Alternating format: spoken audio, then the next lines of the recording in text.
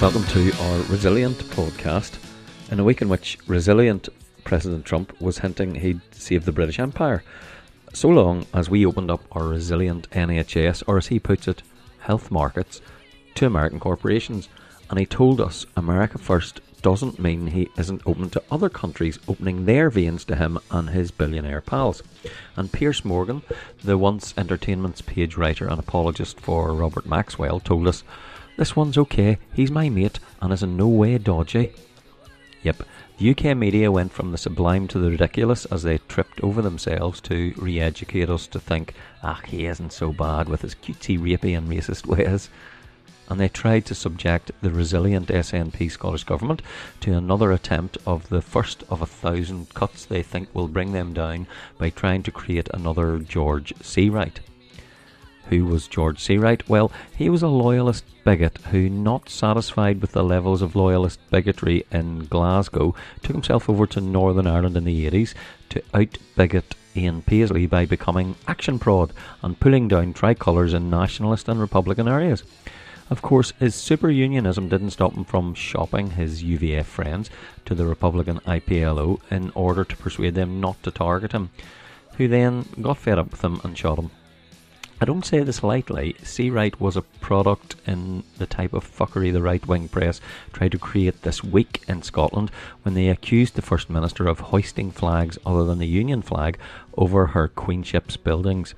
Their absolute nonsense didn't last long when it was revealed that the Queen had actually okayed the Scottish royal flag, the Lion Rampant, to be flown on her government buildings, not Nicola, and apologies were issued by the so-called reporters who then went on to praise Donald Trump's huge hands. You could nearly hear the baying from the small orange lodges dotted across the west of Scotland in mainly working class areas, and of course the lectures from the front of the halls that will instruct the July marches to have Trump's proddy haircut carried aloft the fifes and drums of the Kick the Pope bands as they stagger slowly, resiliently towards the 18th century. Speaking of which, what a resilient thing bigotry and sectarianism is here in Scotland. On Twitter we've been talking the OBFA, the Offensive Behaviour in Football Act. We'd like to know your views on this legislation, which was voted out of existence in Scotland by an alliance of the Greens, Tories, Labour and Lib Dems. Was this a blow against independence or a blow against legislation that was unfair? Our podcast this week has a theme of resilience. Truth is resilient, and scientists have shown that the right-wing nature theory that the vicious win the earth is actually idiocy, as carnivores and predators are under more threat of extinction than the meek animals who outsmart them or outrun them.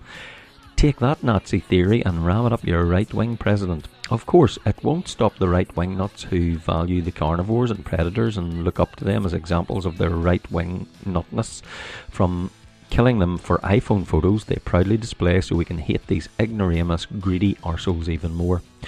On our new podcast, I asked Glasgow councillor Mhairi Hunter to speak on one thing she wanted to, which was on the safe consumption facilities for drug users in Scotland, and I asked her opinion on two issues the SNP are at present discussing.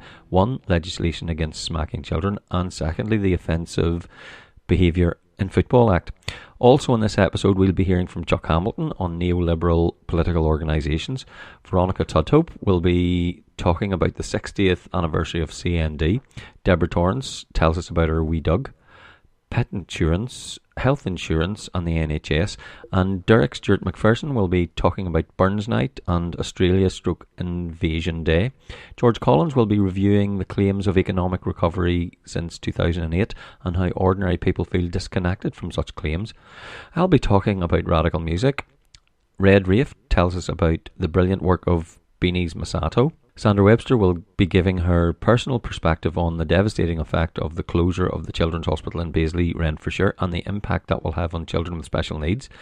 Catriona Stevenson will be talking about Scottish outdoor access and land reform, and we'll have music from the mighty Voice X, The Wakes, Andrea Hines, Gerry Mulvenna, who'll also be talking about the Catalan prisoners' letter writing campaign, and Gala Rojo, amongst others.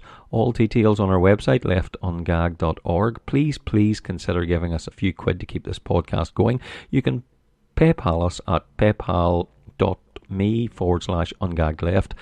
This is Voice X.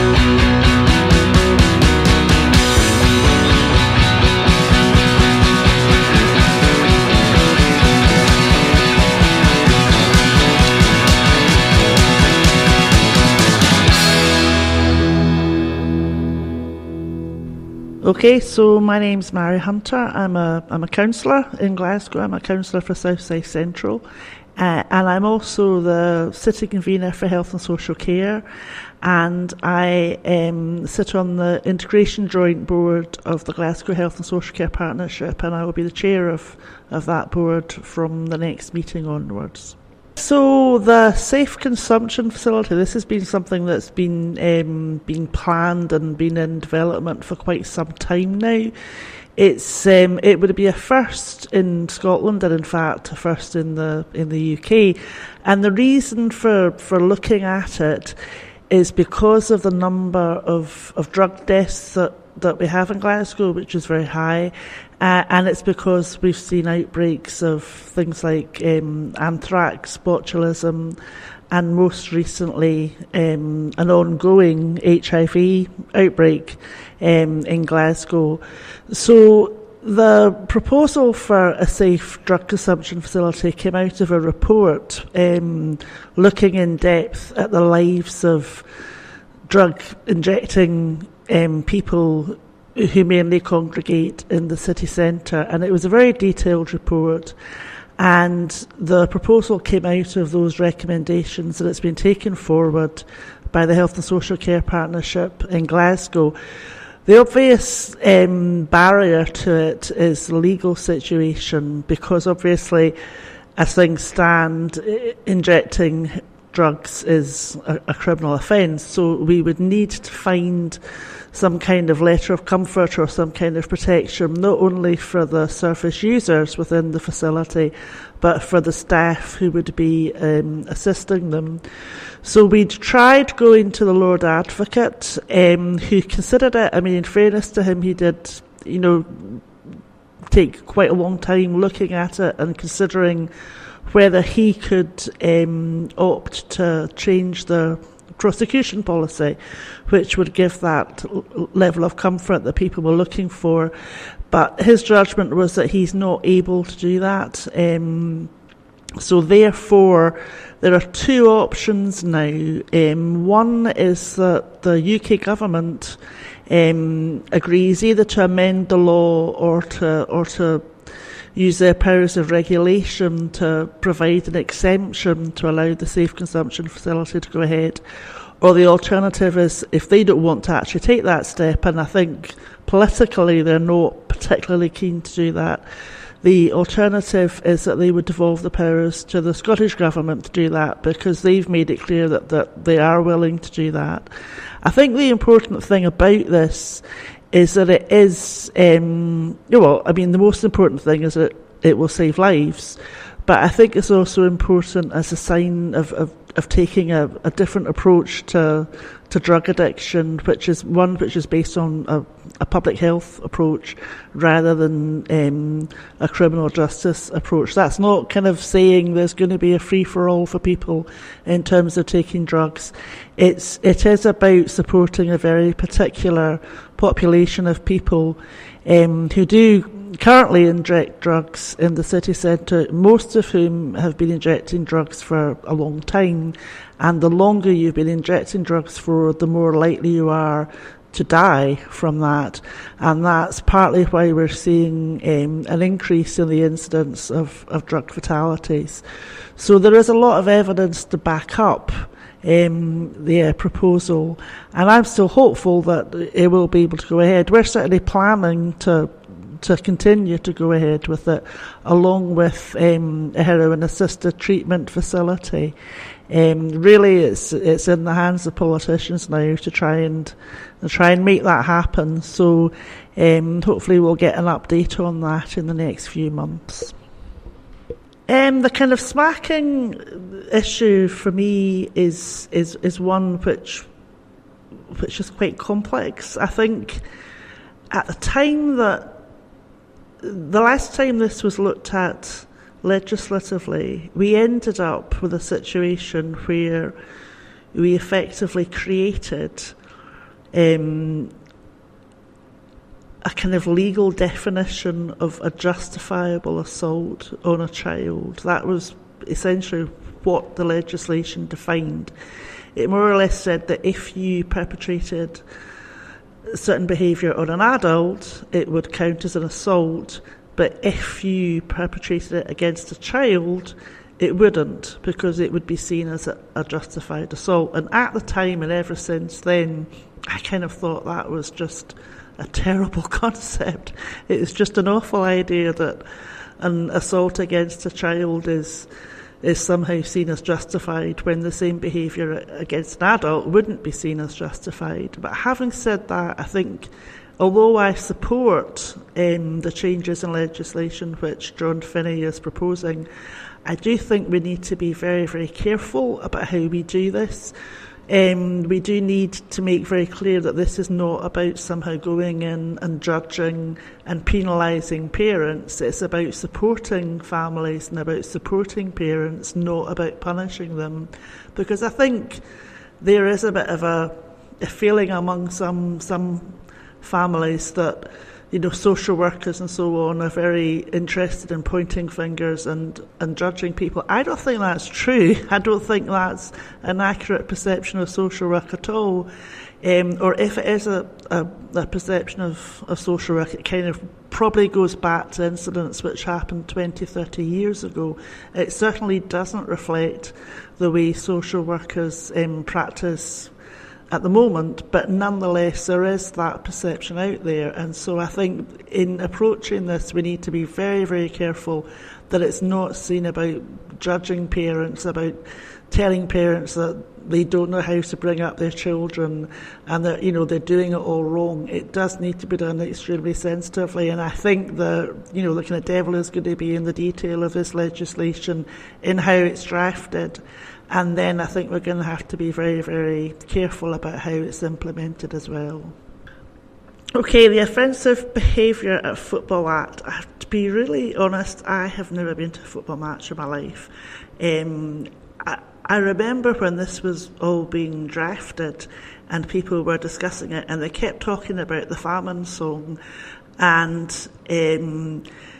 there was one occasion, I think, when Kenny McCaskill was at a football match, and people were commenting that some part of the Rangers support started singing the famine song, and he hadn't responded. And I thought to myself, well, maybe he doesn't know what it is, because I wouldn't know what the famine song was, because I've never heard it. And then when I found out it was actually based on the Sleep John B song by the Beach Boys, I was quite upset about that, because that's one of my favourite songs. But the point is, I'm not, I don't have any commitment to any, football team. I don't go to football. So to a certain extent, I don't, by its very nature, I don't really understand the kind of passions that football arouses, and I don't really understand the passions that are aroused by this legislation either. Clearly there is a problem with it, because if there wasn't a problem with it, you wouldn't have so many people complaining about it. But I'm not persuaded that simply repealing it is the answer. To me, it seems as though that's actually going to create as many issues as it solves. If you simply repeal it, then you're effectively back to where you started, and you're also kind of saying to people that, that you're either saying that you fixed the problem, which I think clearly is not the case, or you're saying that there isn't a problem, which is maybe where the debate needs to lie. There was an interesting debate here in the council in the last session of the council, where Labour put forward a motion which kind of said, on the one hand, that the Offensive Behaviour at Football Act was an attack on free speech, but it then went on to say that there was no place in society for sectarianism, and those two things are kind of contradictory, because if you're going to protect it as free speech, then in fact you are saying that there is a place for it in society. And it seems to me that perhaps that's actually the kind of fundamental thing that we need to resolve here. Do we regard the expression of sectarian views as an expression of free speech, or do we regard it as unacceptable? And if we do regard it as unacceptable, what are we actually going to do about it? The Offensive Behaviour at Football Act may not be the right solution, but if we need a solution, perhaps that's what we need to be debating. Okay, great. Does that make sense? Yeah.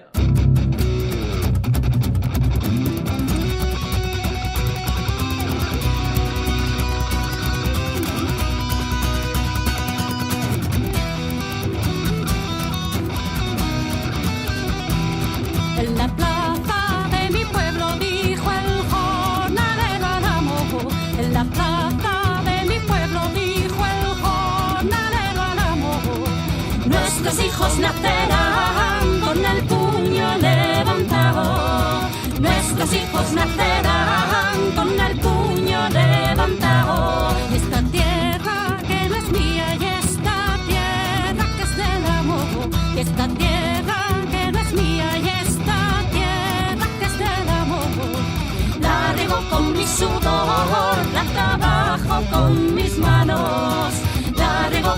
sudor la trabajo con mis manos.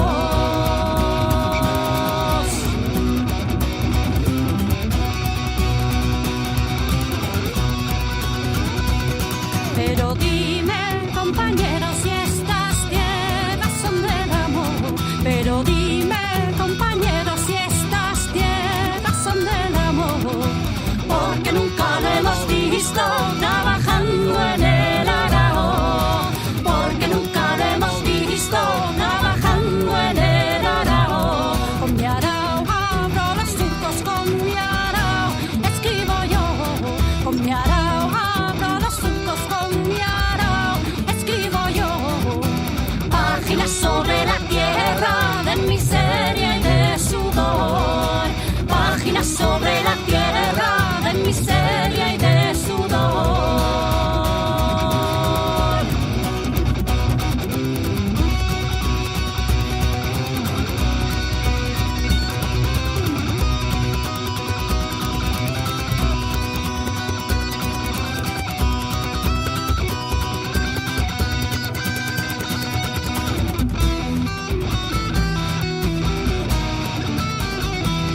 En la plaza de mi pueblo dijo el jornalero al amo. En la plaza de mi pueblo dijo el jornalero al amo. Nuestros hijos nacerán con el puño levantado. Nuestros hijos nacerán con el puño levantado. Nuestros hijos nacerán con el puño levantado.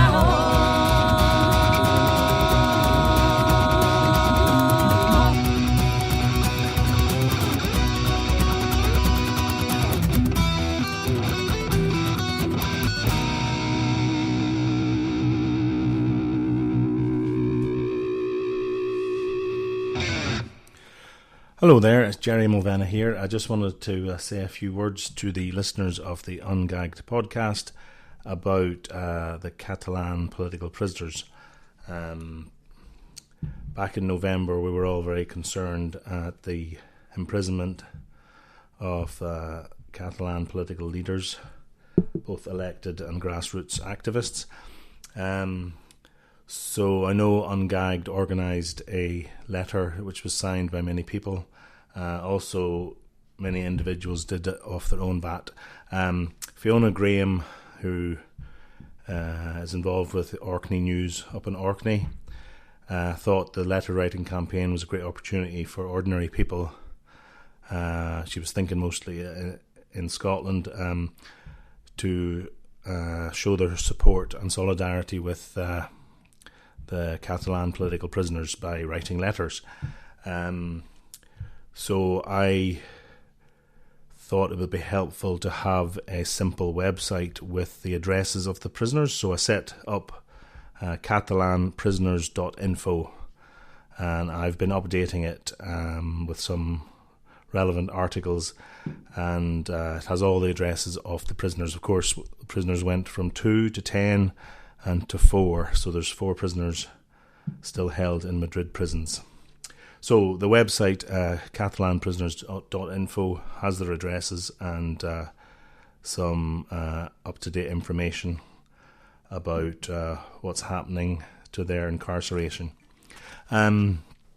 Also, the ANC in Scotland got on board, and Fiona came up with a hashtag Dear Catalonia, and ANC Scotland adopted it, and they produced postcards which they distributed to people with addressed envelopes to make it easier for people to send letters and cards.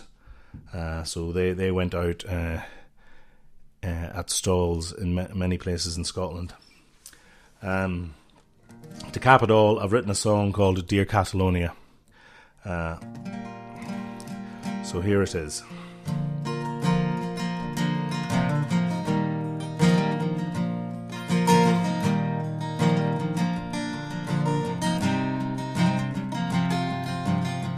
Dear Catalonia, I write you this note. We all saw the pictures from the day you went to vote. military police force sent to block the people's will. In the shadow of the battens, you stood peaceful and still. Visca la Repubblica Catalana. Non passandrera, no passaran. Oh, it's great to see you Estelada. Non passandrera, no passaran. Dear Catalonia, I hope you were well. Leaders in exile, leaders in cells, but you're like a human tower, so difficult to fell. The strength comes from the bottom, like a Catalan castel. Visca la Repubblica Catalana. Visca. Non passandrera, no passaran. Oh, it's great to see you Estelada. Non passandrera, no passaran. Dear Catalonia, I won't forget. You're up Brussels, up in sunshine, in the cold and the wet. You ask a simple question, who will answer the call? An attack on your democracy is an attack on us all. Visca la Repubblica Catalana. Visca. Non passandrera, no passaran. Oh, I love to hear you sing La Stacca. Non passandrera, no passaran. Visca la Repubblica Catalana. Visca. Non passandrera, no passaran. Oh, it's great to see you Estelada.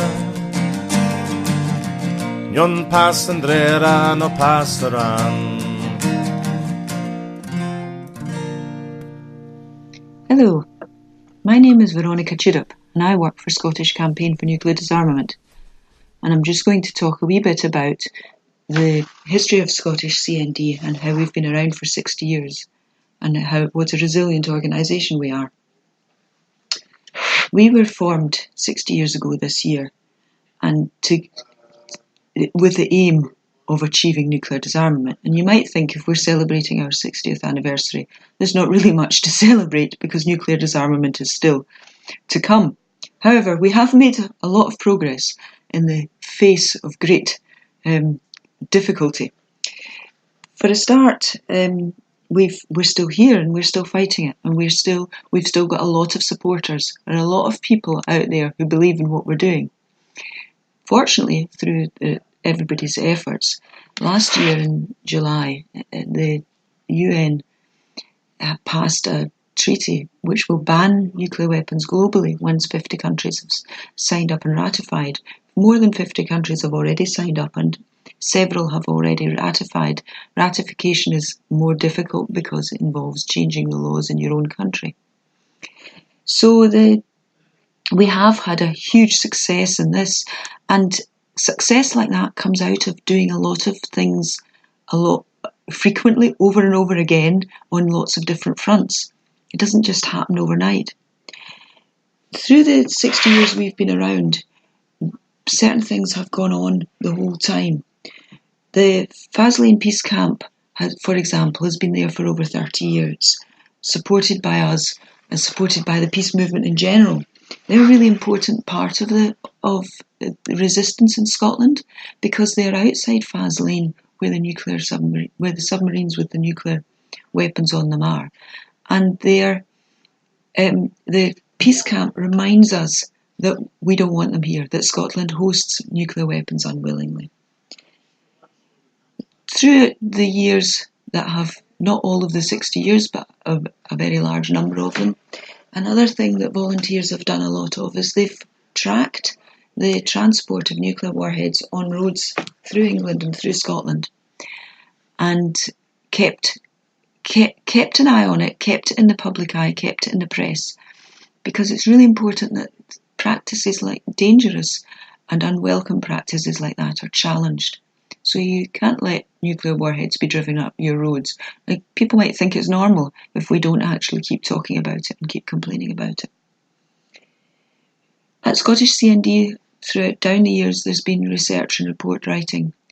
Some of our reports are quoted in Parliament. It's really important that there's a good source of good information that can be used by campaigners and others. We've had a lot of contact with politicians down the years. It's certainly got easier since we've got a Scottish Parliament, which is much more accessible to us, and generally more interested in the issues we want to talk about. There are obviously difficulties with resolved and reserved issues, but the work we do with parliamentarians, including the cross-party group which sits at Holyrood, is a really important part of our campaigning. We work hard to educate the public in many ways. We talk at big groups, we talk on the television, we'll talk at any opportunity basically, but we also work hard talking to people individually in street stalls and in more intimate settings. And we organise big events. The big events are the thing we're kind of known for, but it's not always the most important thing we do. It's part of the picture, but it's a part of the picture, it's not the whole picture. So looking back over our 60 years, we've been through a lot of different phases. And we started off with so what we might see as the heyday of Scottish CND and of the CND and the peace movement would be big demos and the connections to the Summer of Love and things like that. At that time, there were really big popular demos. Even going on into the 80s, there were really big popular demos. And we've had less of those recently. At the end of the Cold War, a lot of people thought that was it was over. We weren't going to have nuclear war. When in the 80s, a lot of us felt really threatened. And that threat, to an extent, it seeped away with the Cold War. To an extent, we get used to it. The nuclear weapons are still there. They still might be fired. They're still targeted to things. And they might still go off by accident. They might still be the focus of a terrorist attack. They're still making us unsafe. And our nuclear weapons are still making other countries around us feel unsafe. But the focus on all that kind of disappeared a wee bit after the Cold War. And the peace movement has re-emerged again more recently, but in a slightly different format. Social media has changed things, and especially in Scotland, where the referendum changed the political debate and how we exchange information. So the peace movement has re-emerged, but in a slightly different form. And resistance groups tend to be more in a different kind of sphere. It's more about talking to people individually and doing stuff out of the standard media and more in social media. We also talk to more people in different contexts, in that we have access to the kind of people who are open to our message through some of the other political stuff that's going on. So after 60 years, we're still alive and kicking. We're still working hard, but we're also having successes. And we have learnt a lot down the years. And we're still applying it, but we're still learning more as well. A lot of people support Scottish CND without being members. Wearing a CND badge doesn't mean you're a member. But equally, you're welcome to join, and you're welcome to buy our merchandise online, but you're welcome to join, and you're welcome to use all our information. You'll find stuff about us on our website, which is www.banthebomb.org, or you'll find us on Facebook under Scottish CND, and you'll find us on Twitter under Scottish CND. And I hope we'll see you there soon. Thank you. Goodbye.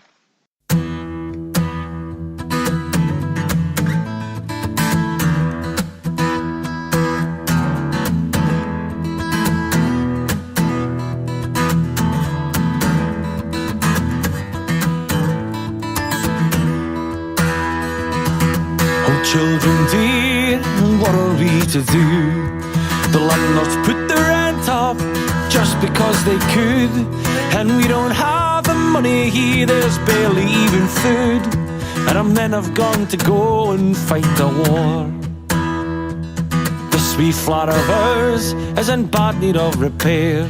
I can hear the sheriffs outside, team handed on the stair, saying everyone is paid up, it's only you in there. We need action and by God we need it now. And the rent strike signs they go up, we are not removing. It's an oblong card on our windowsill. If you rattle your bin, I'll ring my bell, and when the sheriffs come we'll give them hell, and we'll show them we're nae soft touch after all.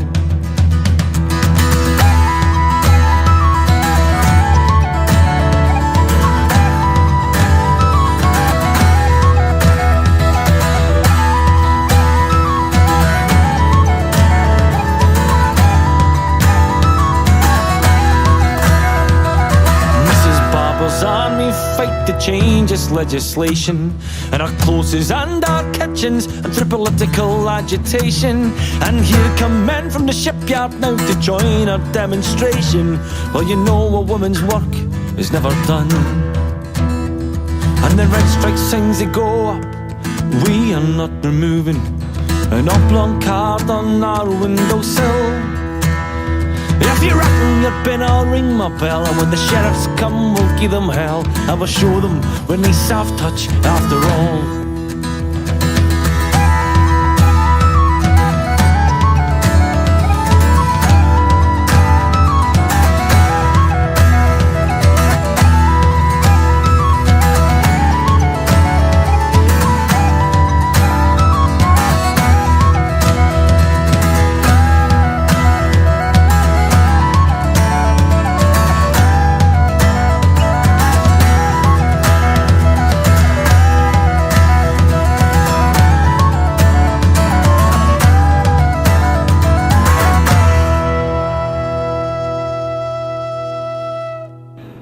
Hello, we are Edinburgh in Protest, an anti-repression group based in Edinburgh, and this year we're preparing the third anti-repression forum, which is going to be our largest so far, and we basically wanted to tell you what we're going to be doing. So the anti-repression forum, as we said, it's the third. Every year we've been talking about different repression cases in Spain and in the UK especially, and we've been bringing the victims or relatives of the victims of this repression, and they've been speaking about their cases.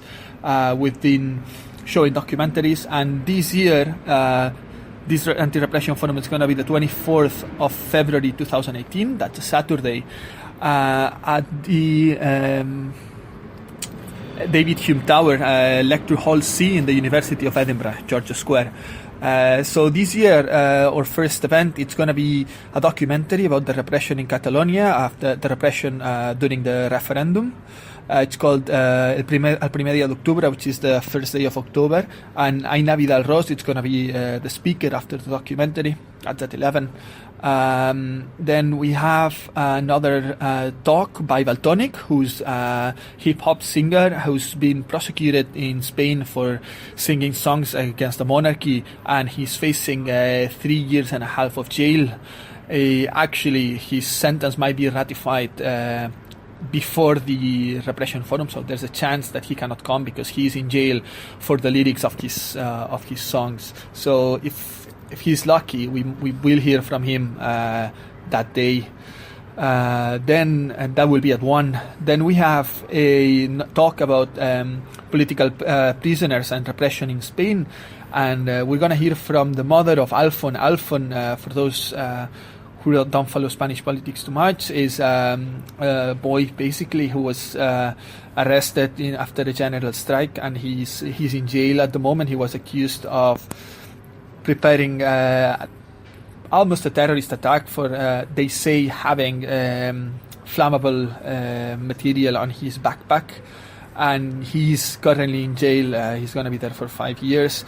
And well, it's a very interesting case because it shows how the police targeted certain individuals for the groups that affiliated and the position that the family had in all of the working class movement in their neighborhood, which is a working class neighborhood in Madrid.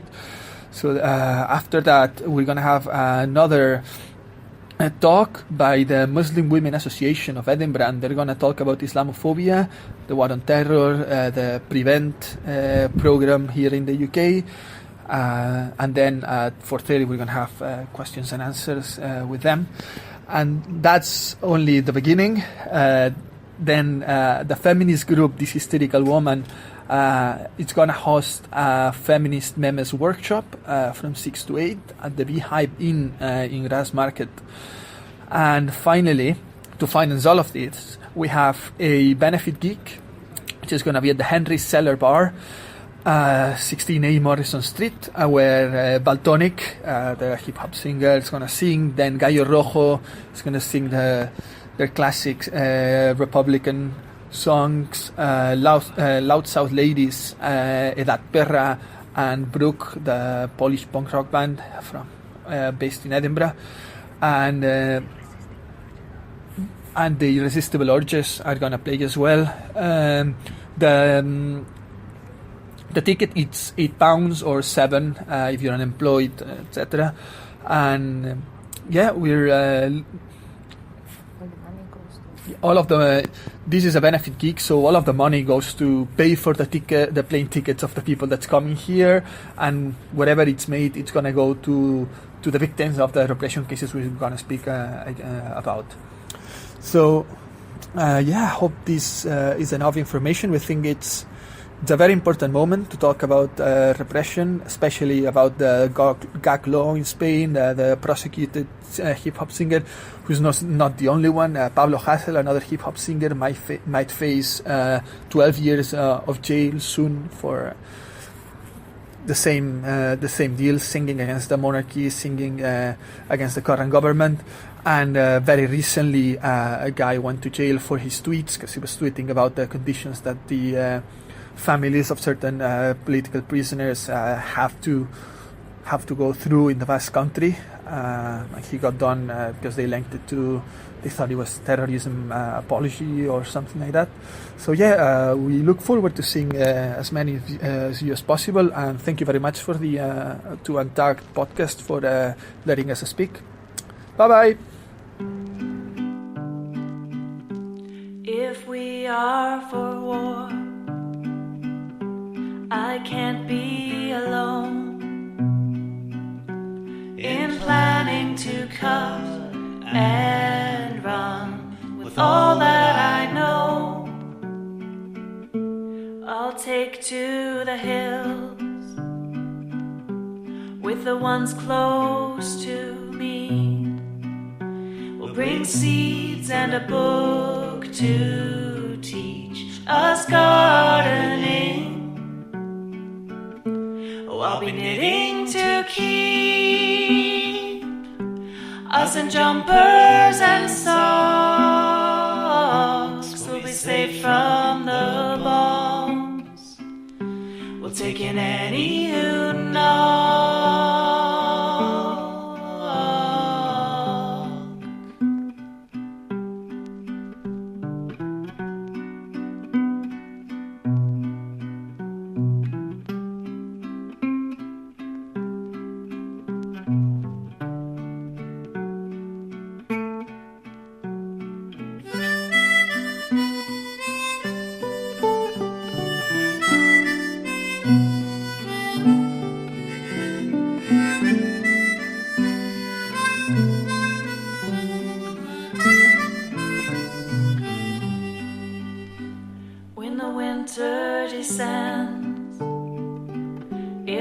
Find us surprised. We'll have our provisions in our wood stacked and dried, and I hope you'll be there in the candlelit nights. Without you the world's end just would not feel right. and I'll be knitting to keep us in jumpers and socks.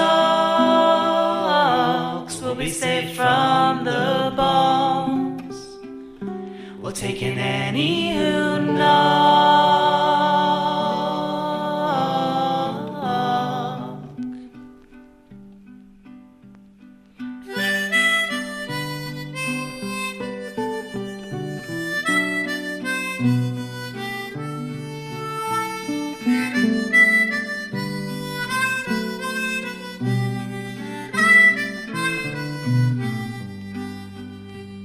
If we are for war, don't leave me alone with my plans to cut and run. You're all that I know.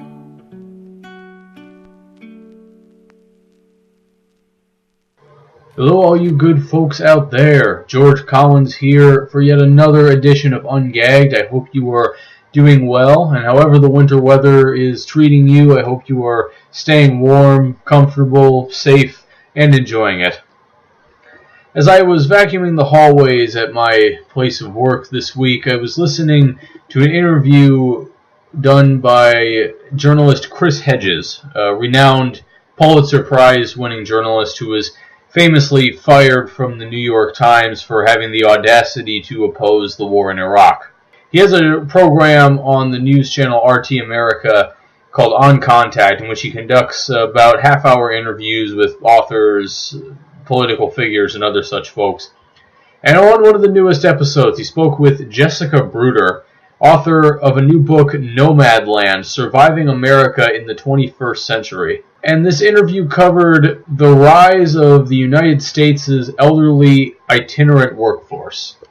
What does that mean? That was the question I had when I first heard it, because just from those words alone, I wasn't exactly sure what that would refer to. And it refers to people, senior citizens in the U.S., who either by choice or through necessity abandoned the typical housing lifestyle, that of living in a house just like maybe you do or some of our contributors. Just picture that American dream you were always sold as an adolescent. And they've decided or been forced to abandon that in favor of living in RVs, trailers, and going around the country looking for seasonal work. Bruder's book covers her time working at an Amazon warehouse, which is a popular destination for many of these workers, describing what can only be thought of as conditions you would expect to see of late 19th century pre-union workplaces. People on their feet for 7 miles a day, working horribly long hours. And remember, these are people in their 70s and 80s, all right? It's not me. It's not, I'm 24, I'm an athlete. That doesn't sound too bad. But imagine being towards the end of your days and having to do that. And she even points out that there were a lot of these people that she wrote about and interviewed in the book that are no longer with us. A terrifying thought, isn't it? The reason I wanted to bring this up today is because all throughout the United States, and much of the UK and Europe as well, we hear all about this great recovery we've experienced since the global financial crash of 2008. This idea that, yes, there was a huge meltdown that year caused by what can only be described as illegal behavior on the part of some of the largest multinational banks, gambling against their own subprime mortgages that they paid off other agencies to purposely disguise as great ones. That's another topic for another time, but the point being, it threw millions of people into complete and utter disaster. People losing their pensions due to the investments that they had attached to them, losing their houses, their livelihoods, their jobs. All over the known world, people were suffering from this. And it's resulted in a decade, we're now almost a full 10 years out from it, of complete stagnation in most economic respects. GDP has not increased in most European and North American nations. Wages have not risen in the United States. That's been true since 1973. In the United Kingdom, The peak oil from the North Sea Oil Reserve, we hit that years ago. Peak credit has been hit. You now have people living all over the place, especially London, who can no longer afford the housing payments on these houses that they've lived in for years. There are a lot of people who would look and say, what economic recovery? What are you talking about here? When we get up and hear people, even well-respected politicians like Barack Obama, who would often tout the economic recovery in the United States. And I can't imagine anybody seeing this, because people are now to the point where they have to travel around in RVs for half of the year in this country to find seasonal work where they are put through conditions reminiscent of those days of old that we're told don't exist anymore. Oh, before the unions came, it was all so bad. We crammed everyone into these tenements with these giant metal fire doors that would just close automatically and you couldn't get out. Ask the Chinese workers in Seattle about that one, folks. No, but those are all gone. Those days are completely behind us. The union solved all of it. Well, apparently not, because these people are subjected to this and then spend the other 6 months of the year recovering. Seriously, that's what they do. They go out somewhere off the grid just so that they can recuperate. I tell you, folks, I'm a spring chicken, and I don't think I'm that resilient. Going across the pond to the United Kingdom, we can take a closer look at that. Drawing from an article by Nicholas Soules that was published recently in the London School of Economics and Political Science website that documents the income inequality in the United Kingdom over the past decade since the 2008 financial crash.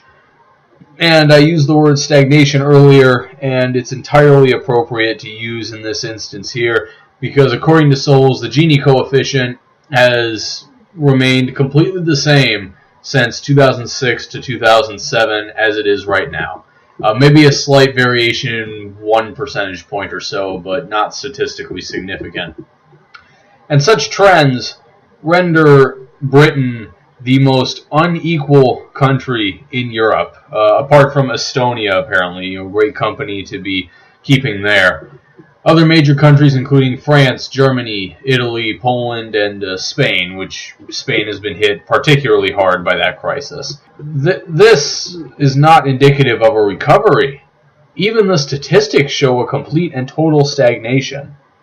And when you have a group of people who are forced to resist for so long, or to put up with the frustration of having their housing costs go up, their prices go up, but their wages remain exactly the same.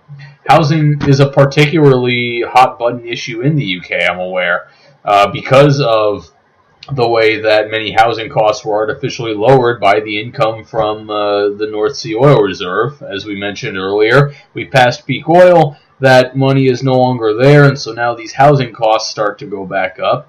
And as such, the question of wealth becomes particularly important for housing costs.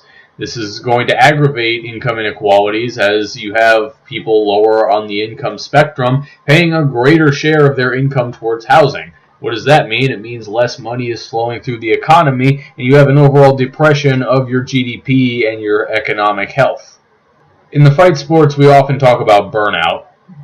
This being something when somebody's going 100% all of the time until mentally and physically they're not able to sustain such a level of performance any longer. And with recent sweeps in popularity of right-wing demagogues and ideas, whether it be Donald Trump or Brexit or the narrow miss of Le Pen in France, even internationally with Rodrigo Duterte in the Philippines, with Modi in India. This is what happens when you have a population burned out on bullshit rhetoric surrounding economic recovery. We're in stagnation, folks.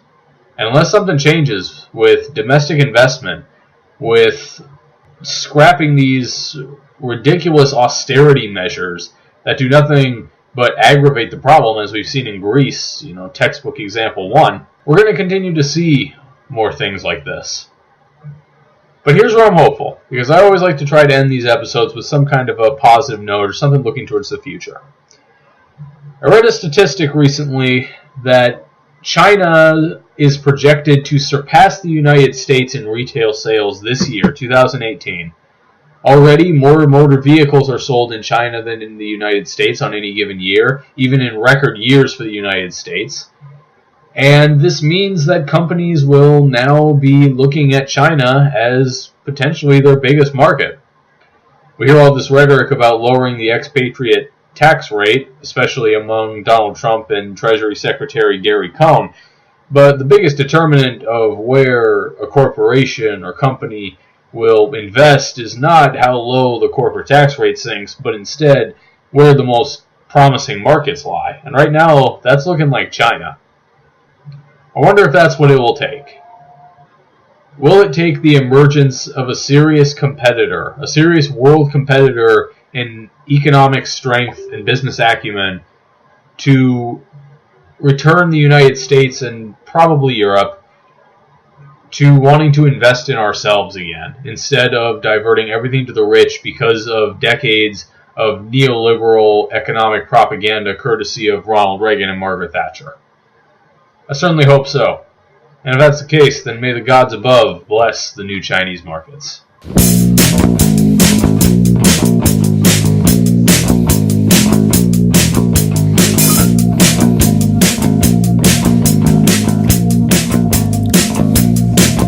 There's a man coming round. He's got a Bible in his hand.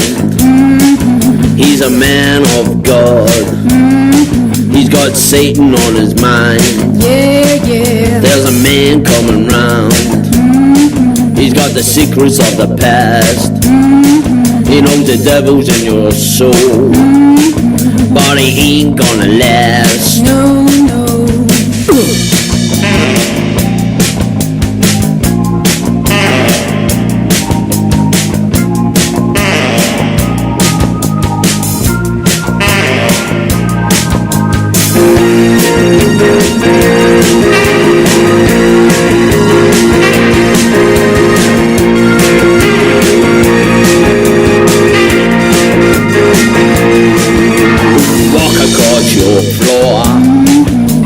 Water on your door.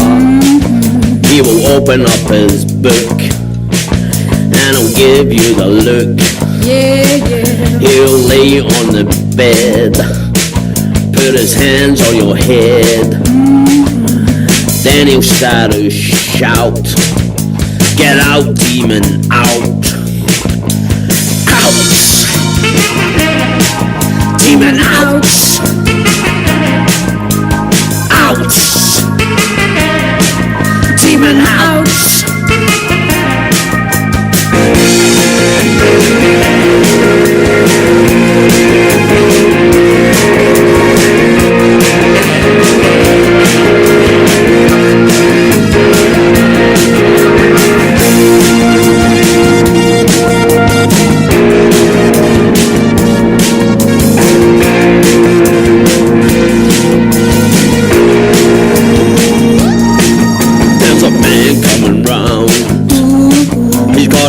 In his hand, he's a man of God. He's got Satan on his mind. There's a man coming round. He's got the secrets of the past. He knows the devil's in your soul, but he ain't gonna last. No, no. Out! Demon out!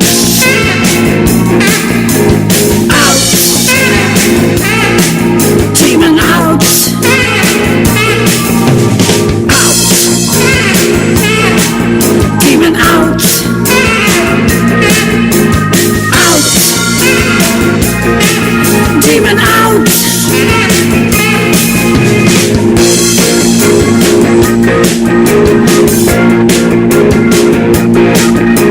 You can't kill me. I am long past dead. I am the future and the past. My hate knows no bounds. Your children are not safe. And my cold hard breath will eviscerate your flesh and I will drink every last drop of your blood and build a fire of your bones. I am that which will live forever. Demon out! Out! Demon out!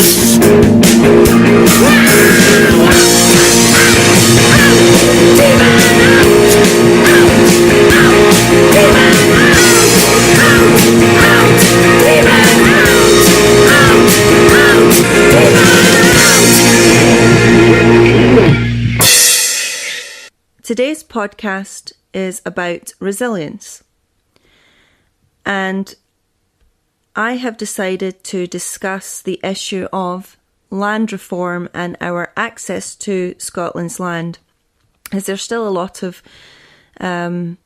questions regarding what you can and can't access, and a lot of the landowners and estate owners still apply incorrect restrictions to their land and use a lot of scary language that make people not want to visit. And with resilience comes the idea that you have to exercise your rights. This is what it's all about. Scotland is a beautiful, wonderful country full of historical sites and sites of natural beauty. And the idea that anyone should be restricted from that is something that does not sit very well with a lot of people, and it's definitely not the law. So you can exercise your rights as long as you exercise your rights responsibly as to how the Access Code advises you to. Now, my name is Catriona Stevenson and I run a Scottish tourism business, and it is part of our everyday to take people to sites of historical and scenic value. And we often find ourselves having to exercise our rights, but we like to make sure that our guests and ourselves do so responsibly. So that is why I am giving you this advice, and hopefully it helps you to exercise your rights responsibly. So here we go. So the first thing, I just want to read out a part of the Act, which is the general the general information, and this is for the rights and responsibilities of the landowners, because a lot of people, I have myself been told, oh, you're trespassing and you're all this information. So it's important that everybody understands what they can and can't do. So, managing land and water responsibly for access. So this comes directly from the Outdoor Access Code, and I'm just going to read it out and I'll interpret that. So this is, as an owner or manager of land or water in Scotland, you must manage that land in a way which is responsible in respect of public statutory access rights. Your main responsibilities are to respect access rights in managing land and water, for example, by not hindering or deterring people and taking access into account when planning management tasks.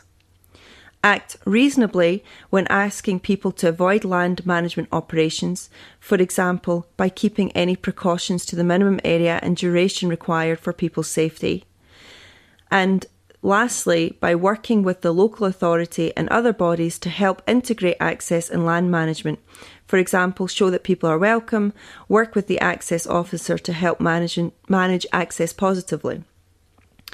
When you're managing land and water where access rights do not apply, for example a farmyard, you must take into account neighbouring land and water where access rights do apply. You can ask people to avoid routes where certain work is going on, for example if your work will create serious or less obvious hazards for a period. And then there are further details on management land, and for those managing recreational sites and activities is provided on access management pages of this website. Excuse me. So you can go on and read that to find out a little bit more about it. Now, the reason why this has come up for us is there's a particular estate that we visit where there is a castle, and a ruined castle. We cannot get inside because it is too dangerous, but we can go outside and see the ruin of said castle.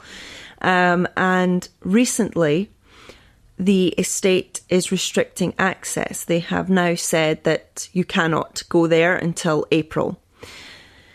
Now, one of the things for accessing land, and I'll explain this now for us, for people who want to access the land, is that you cannot take a vehicle.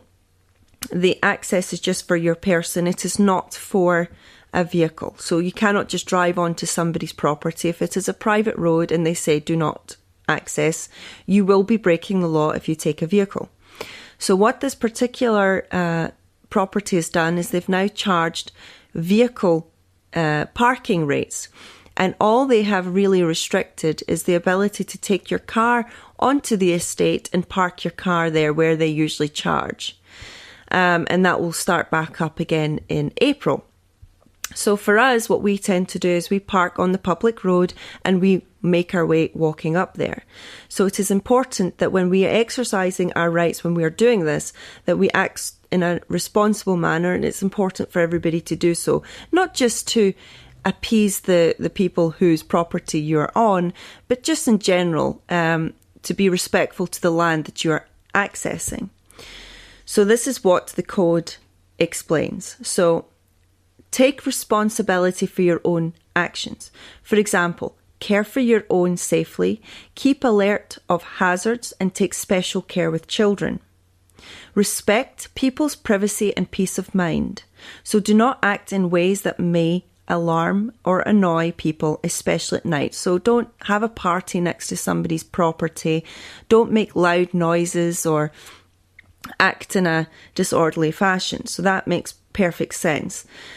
And then you help land managers and others to work safely and effectively. So keep clear of land management operations like harvesting or tree felling and avoid damaging crops. Leave gates as you find them.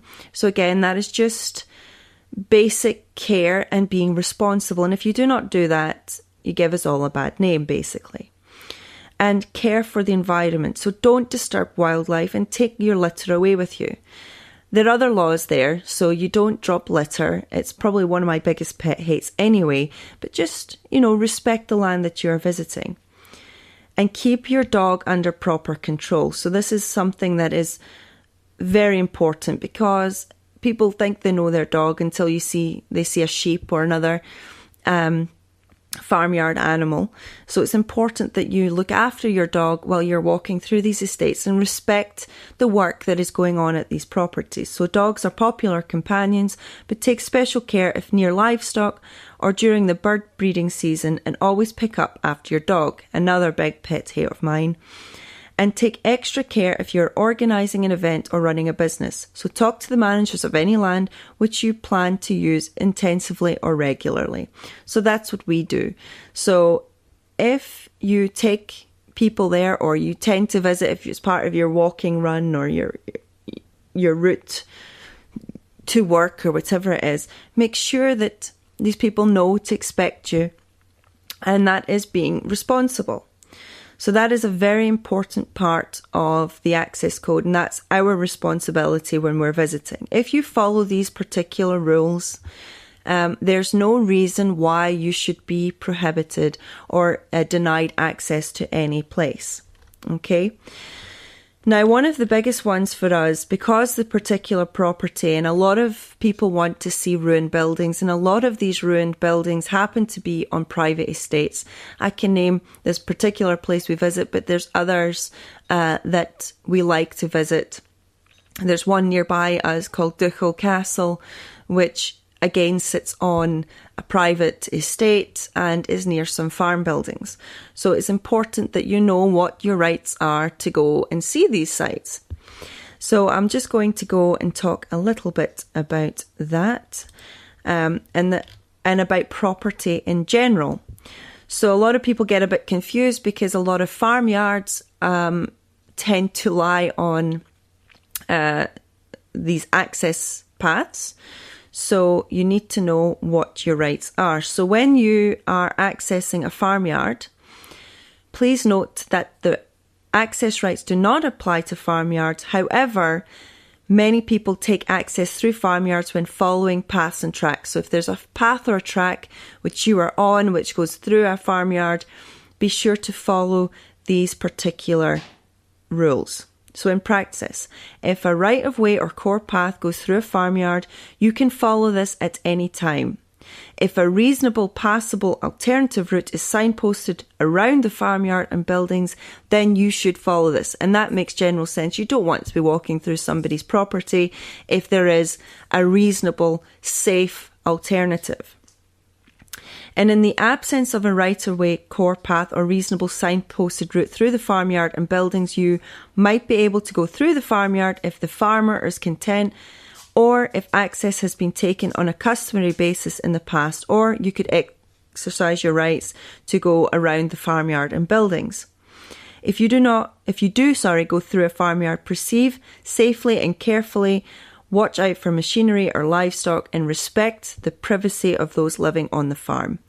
So that, again, although it's part of the access code, it is a lot of common sense. But it is important for those of you who would like to exercise to understand that you are in somebody's place of work and their private home. So it is important that you exercise your rights in a reasonable and responsible manner, following the practice rules that I have just detailed there. We then go on to houses and gardens. So this would apply to any of us, really, because we all have a house, and a lot of us have a garden, or we live in a flat where we might have a public space at the back for all those who live in that property. So, access rights do not extend to houses and gardens. In some cases, the extent of a garden might be difficult to judge. Things to look out for in judging whether an area of land close to a house is a garden or not include a clear boundary, such as a wall, fence, hedge or constructed bank, or a natural boundary like a river, stream or loch, a lawn or other area of short mown grass, flower beds and tended shrubs, paving and water features, sheds, glass houses and summer houses, vegetable and fruit gardens, often walled but sometimes well away from houses. Some larger houses are surrounded by quite large areas of land referred to as the policies of the house. Parts of the policies may be intensively managed for the domestic enjoyment of the house, and these will include some of the features that I have discussed. Access rights do not extend to these intensively managed areas. The wider, less intensively managed parts of the policies, such as grassland and woodlands, whether enclosed or not, would not be classed as a garden, and so access rights can be exercised. Use a path or track, if there is one, when you are close to a house, and keep a sensible distance away if there is no path or track. And also take care not to act in ways that may annoy or alarm people living there. And at night, especially, take extra care by following paths and tracks. And if there are no paths or tracks, keep well away from the buildings. So this is important because there's a lot of properties. I can name a few offhand. Finlayston Estate is one that we would visit quite a lot, where there is a garden that you can visit, which the entrance fee applies, and also the forest activities, the jungle gyms and things for the children.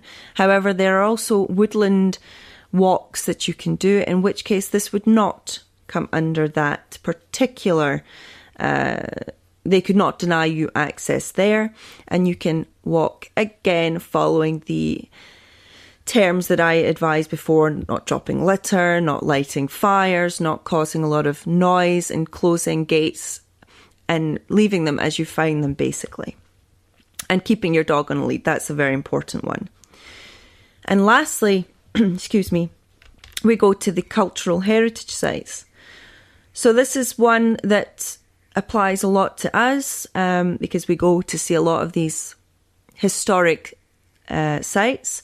So the access code states, access rights do not apply to buildings or to other cultural heritage sites where a legitimate entry charge is levied.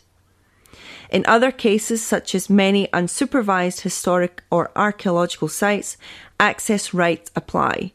So, for example, Edinburgh Castle, there's a legitimate entrance fee. You pay to access, so I couldn't just walk into Edinburgh Castle without paying my fee. However, the place that we visit, they charge a vehicle parking charge, but I can walk through the public, or rather the path through the estate. There's no problem with me doing that. And it's to see an unsupervised site of cultural significance.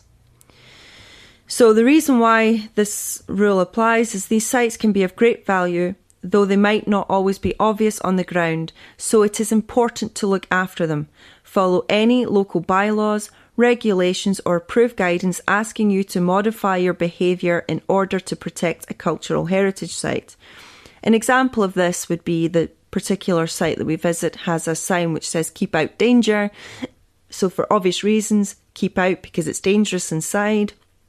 There might be, and another example would be going to the Clava Cairns up near Inverness, and a lot of people have the impulse to climb the stones, which obviously damages them, and they've been there for thousands of years, so that would be terrible if that was to be damaged.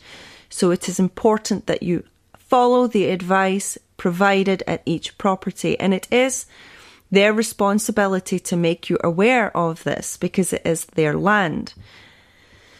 So another thing you need to make sure you do when visiting these sites, so do not remove anything from it. So don't remove any stones or rocks or anything else that you see there. Do not light any fires. Do not camp or use metal detectors there. And do not interfere with or enter any archaeological excavations. So that's there to protect the site. It is for everybody. So it is important that we leave it so that everyone in the future may also enjoy it. Now, excuse me, one of the things that a lot of people do, landowners in particular, is they try and restrict access by trying to make it out that every piece of their land is like the gardens or their home. Which is not the case. So it's important that you do understand the difference between the two and that you do not get into any arguments, but you can state your access as long as you are respectful when you do it. So this is something which does come up a lot, and I think it's important that when we do talk about independence or we do talk about the government that we wish to govern us, that they do also respect our rights to access at these wonderful properties and places of scenic value and heritage as well. I mean, one of the biggest things is that they're trying to reform land still. And a lot of places, in particular a lot of Scottish islands, still have a problem where a lot of the land is still owned by said estate or landowner, which means that they don't have the same rights to own that property, to make a living off of that property. And we still see every year people who are evicted from their homes or from their businesses because the landowner, in many cases hereditary landowner, has decided that they would like to change the use of that land. And myself, I've been part of many petitions to stop that happening. And it's important that we understand what is still going on in our land reform and how soulless a lot of it can be. A lot of the islands and a lot of our rural places, a lot of people are having to leave their ancestral or their homes where they were born, where they want to live and raise their own families, because a hereditary landowner is denying them that, either by selling off property to external people who are going to pay a lot more money than those people will have in the bank, not because of their own faults. They also will say, there was one case down near This particular area, I don't know if it's the same landowner or estate owner that we tend to visit a lot, but a gentleman who had a farm for, I think, nearly 20 years and who had invested about £400,000 of his own money to treat the land, to drain aspects and to farm it, and had to lay off people who worked for him because the landowner had decided that no, actually he doesn't want to have the farm there anymore, he would like something else. And these things happen every single day, and it is important that we are aware of them and that we fight them as much as we can. And one of the things and one of the ways we can do that is to continue to access or to go to these places of natural and historic significance and exercise our rights to these lands in a responsible way, because the last thing we want is people causing trouble or problems for people like us who are wanting to change it, and to bring into the public awareness of places where they are denying us our rights to that access. So it's important, and it's part of that resilience, to keep on at it, and to just enjoy our country for what it is, and enjoy our historical past, and enjoy these sites so that we can show our children and that all future generations may also enjoy them. The last thing we need is government legislation to come in to deny us some places where, like, for example, in the Loch Lomond and Trossachs Park, where because people were being completely irresponsible, that they've now been able to deny people wild camping in specific areas, which is really not what we want to happen in the future. So my last message here is to have a look at the Outdoor Access Code in Scotland, to exercise your rights in a responsible manner, and hopefully we will see more change in land reform in the future. Thank you for listening.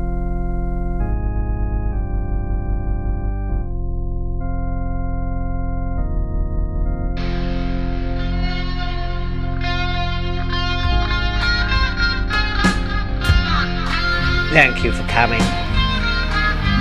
You know, I remember all those Daily Mail strained faces so very well. The grey, etched-in faces of the leeching fortunate, those whose wealth and security was mortgaged against the hopes and dreams of future generations. Sour, miserable faces they were. Faces so fucking grim they could curdle cream. I also recall the collective demonization of what they deemed to be the detritus of society, the so-called necessary human wastage of a pitiless system that they so enthusiastically endorsed. The homeless, huddled in graveyards, curled up tight upon park benches, banished from shop doorways by strategically placed spikes. Tents torn down by privateer coppers and Group 4 security clueless goons. I recall how easily those faces were whipped up into a frenzy by lazy racist propaganda via their favoured daily poison paper. So very, very easily steered into feeling that they were under siege. They saw packs of black-faced immigrants invading this blessed realm, clinging to the roofs of inner-city trains like rabid wolfmen. And to them, desperate times required desperate measures. A form of projection was in order, of magical protection. And so they hastily erected a statue of Boudica up upon the crumbling cliffs of Dover. Carol Vorderman, dressed as a waft, symbolically saluted a Spitfire flyover. And now poppy hats and poppy scarves are available for sale in Waitrose, and there's a pantomime play of Remembrance in Tesco's. And yet the sour-faced hordes merrily step over 1,000 homeless veterans in order to stand solemn-faced before a stone wall memorial. Poppies now bigger than their hate-filled heads, bigger than the national debt, almost as big as their staged, managed collective grief. A grief which is now no longer directed towards the butchered dead, but rather marks the passing of their mythic, mighty empire instead. For yes, they mourn the loss of power, they mourn the loss of fork-tongued missionaries and charming emissaries who carefully concealed lethal stiletto blades behind their backs. Those gentlemen assassins, world policemen, they miss all that, and they want it all back. You see, the utopia the young all crave is unattainable, just as the black hole of the NHS is unsustainable, they now vent, even as their pillows are plumped by a nurse who has to moonlight as an exotic dancer in order to pay the poxy rent. And in the hours, and in the days to follow, the children, no doubt, and the grandchildren will mourn and wipe their eyes, and they will wonder why. They will wonder why Grandma became so very bitter in her final days. And as a lasting memorial, I now urge them to place gemstones upon her eyes and to symbolically throw her Daily Mail away. Thank you very much. We will now have hymn number 32. A few weeks ago, George Collins spoke about radical music. Here on Ungagged, we play a lot of great radical political music and some radical music that isn't political. All of the music we play is by independent bands and sometimes from independent labels. When I was younger, indie music to me meant more than the independent label and perhaps radical message the groups wanted to sing about. In my opinion, some of the most radical music came from bands signed up to some of the big media companies, like Echo and the Bunnymen, or even U2. Yes, U2, that band that most on the radical side of politics nowadays loves to hate. I'll get back to U2 later. Radicalism to me is something that seeks to change something from its conservative and established ways, be that in how it challenges the world it comes from, or how the music is constructed, or it is something that defies oppression, hatred and division. Hugh Masekela died this week. His music genre, African jazz, was not hugely radical in its form to my young, naive, post-punk ears back in the 80s, but the message his music and the fact he was able to make it and broadcast it across Africa made it radical. It came from a position of oppression, an oppression it challenged through the confidence it exuded, the defiance it represented in apartheid South Africa, helped radicalise, helped give confidence to an oppressed people. We are here, we together, this is us, we are valuable. At this part of my piece, you may notice a change in sound. Well, that's because after I recorded my piece, one part of it became redundant. I spoke about the radical message of a song I first heard on the John Peel Show on Radio 1 back in the early 80s, one that made me think more closely about the media, a media I was already sceptical about because of the different ways I saw Northern Ireland being reported by independent documentary crews and by the BBC, and the differences between the mainland London news and the local reports of atrocities and trouble. I had a love-hate relationship with The Fall. Some of their music was amazing, and some of Marky Smith's lyrics were just incredible. Lyrics completely steeped in his working-class background, but showing an education beyond the UK curriculum of the grey schools we were processed in during the 70s. This section has changed because I recorded it during the week just before his death, and now the radical, abrasive man who, along with other bands of the time like Joy Division, introduced me to Andy Warhol, the Velvet Underground, Nietzsche, Burroughs, and lots of other things, and led on to much, much more. Writers and music in my grey, working class, concrete, comprehensive education did not introduce me to. The song I love Marky Smith for is Repetition. Look it up. It does what it says in the tin, and it points a finger to propaganda and the media. Marky Smith won't rest in peace. Why would he change the habit of a lifetime? And now back to the original recording. As you can hear, I come from Northern Ireland. I was born in the late 60s and came over to Scotland in my late 20s. So my experience of living in Northern Ireland full time, there were a few university years where I travelled back and forwards during the holidays, was one of the troubles that time in Irish history where religion and politics created a toxic mix and divided communities. The fear of terrorism, of trouble, of guns, bombs and bullets, and the fear of saying the wrong thing and of being seen to be too friendly with the sectarian opposite. Some bands went some way to bridge that, as did some venues. Northern Irish homegrown teenage music by Stiff Little Fingers and the Undertones and bands like that were preceded by the show bands and the pop groups who didn't see a border for their music in the early 70s and the early part of the Troubles. But then in 1975, when I was 9, the Miami show band were attacked by a loyalist terrorist group in collusion with the British intelligence agency MI5. 3 of the band members were killed.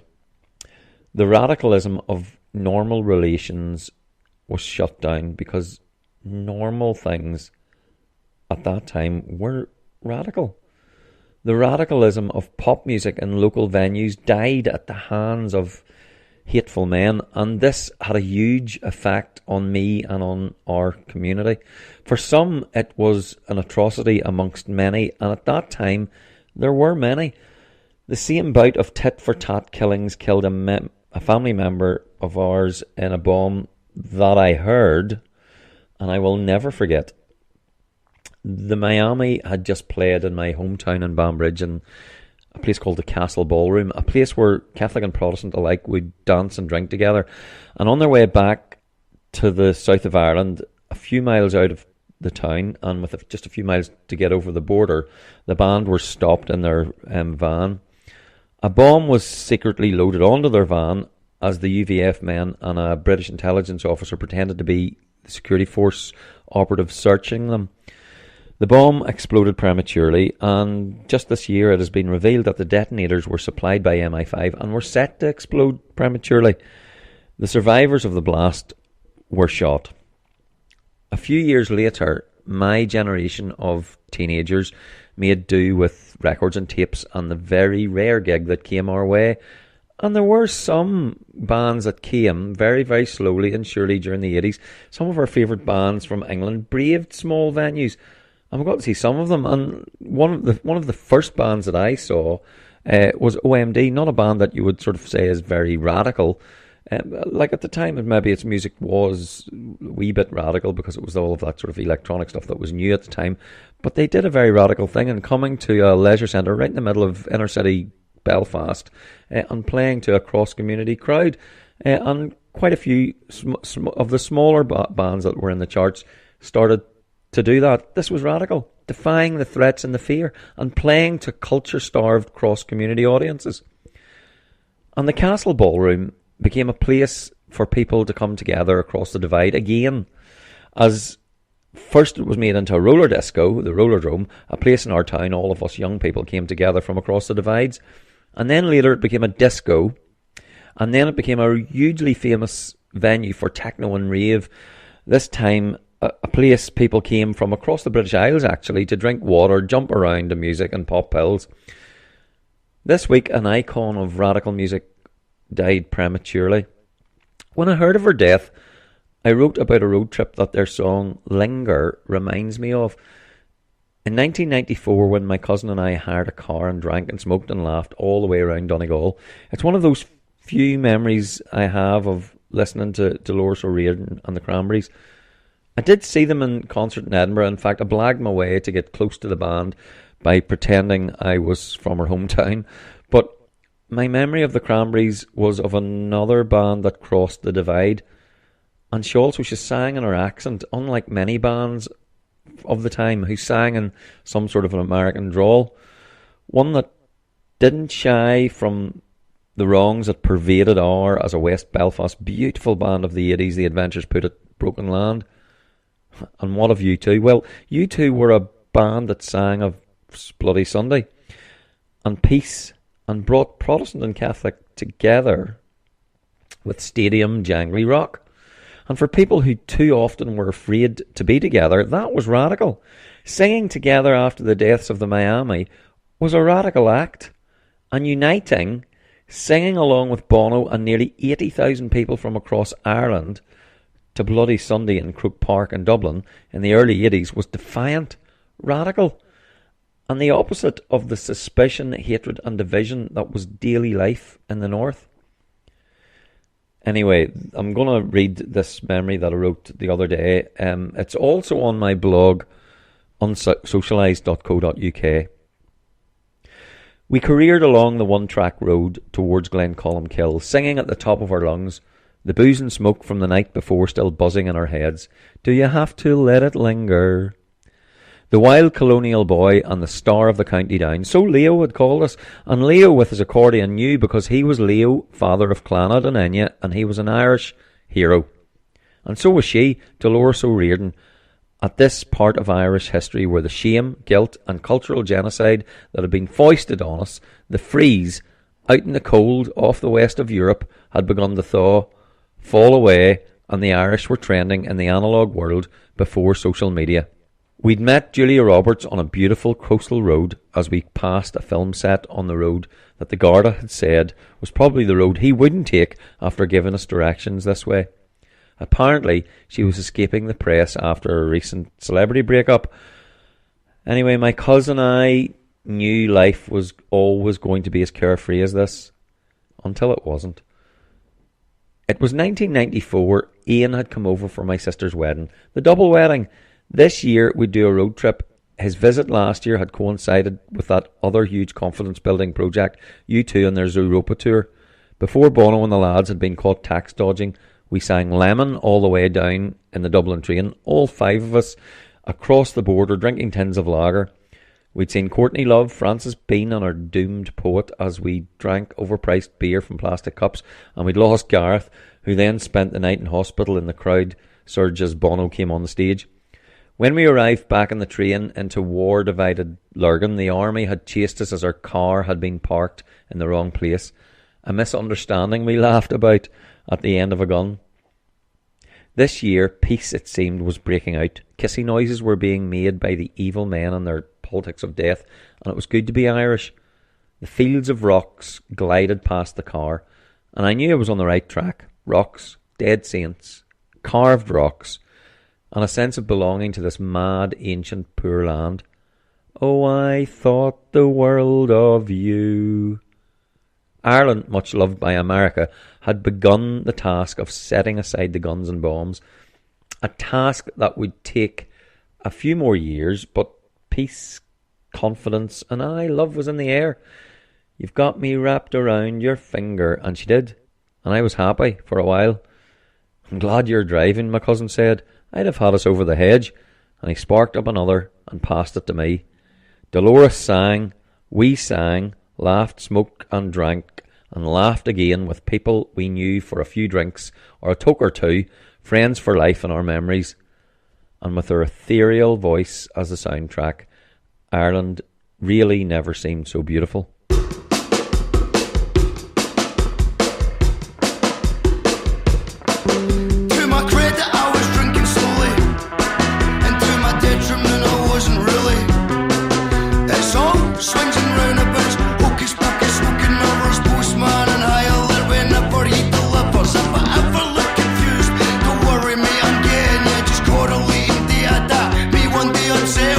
People want the truth, but don't care for facts. They want a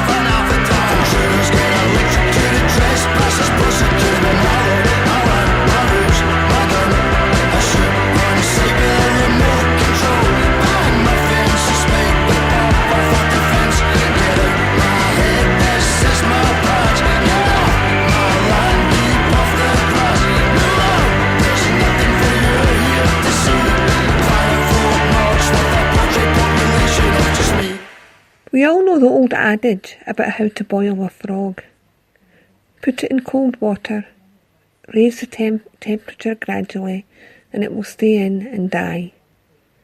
However, put it into boiling water, and it will attempt to jump out. I told a friend this regarding the closure of the children's ward in Paisley, and as they pointed out, they both make disgusting soup. That's how I feel about the closure. It's been nasty, it's been brutal. I think of myself as being resilient. I dribble in the air all that life throws at me. But when I find myself listening to Beck and I don't want to fight anymore, it really is time to get a grip. Now, I've been one of the parents who's campaigned to keep the kids' ward open from the very first meeting, when we were told by a mandarin from the health board that the ward would close at Christmas. No debate, nothing, it was just going to close. The meeting was full of parents whose children used the ward, children with cystic fibrosis, with long-term chronic illnesses, families who rely on local services. Despite the protestations from people, this is not a service change, it is a cut. People with disabilities and those who care for them, and carers contribute more than the entire NHS budget and unpaid care, yet again bear the brunt. My children are two clinical reasons why the ward should open, like many of the children in Renfrewshire.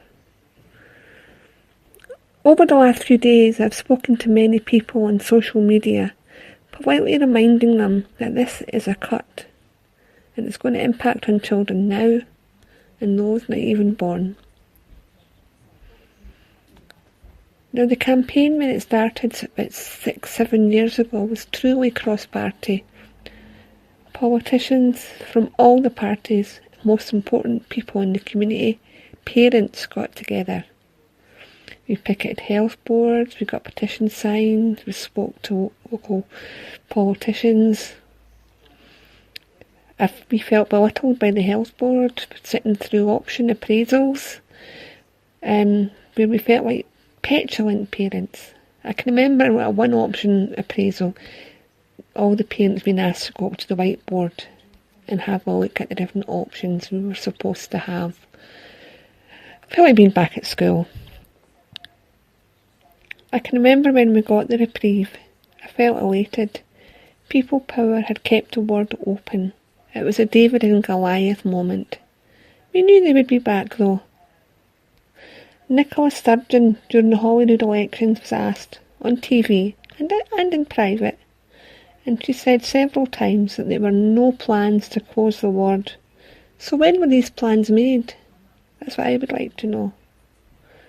It's no secret. I want independence.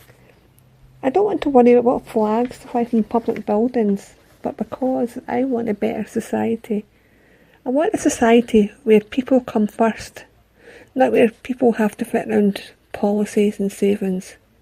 A place where we don't build gunboats on the Clyde. A place where we don't have Trident at Faslane. A place where we treasure local services.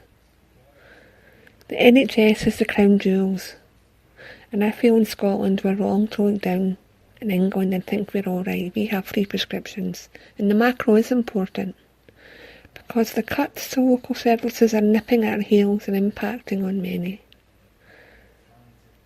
Now, I feel both the Labour Party and the SNP are accountable.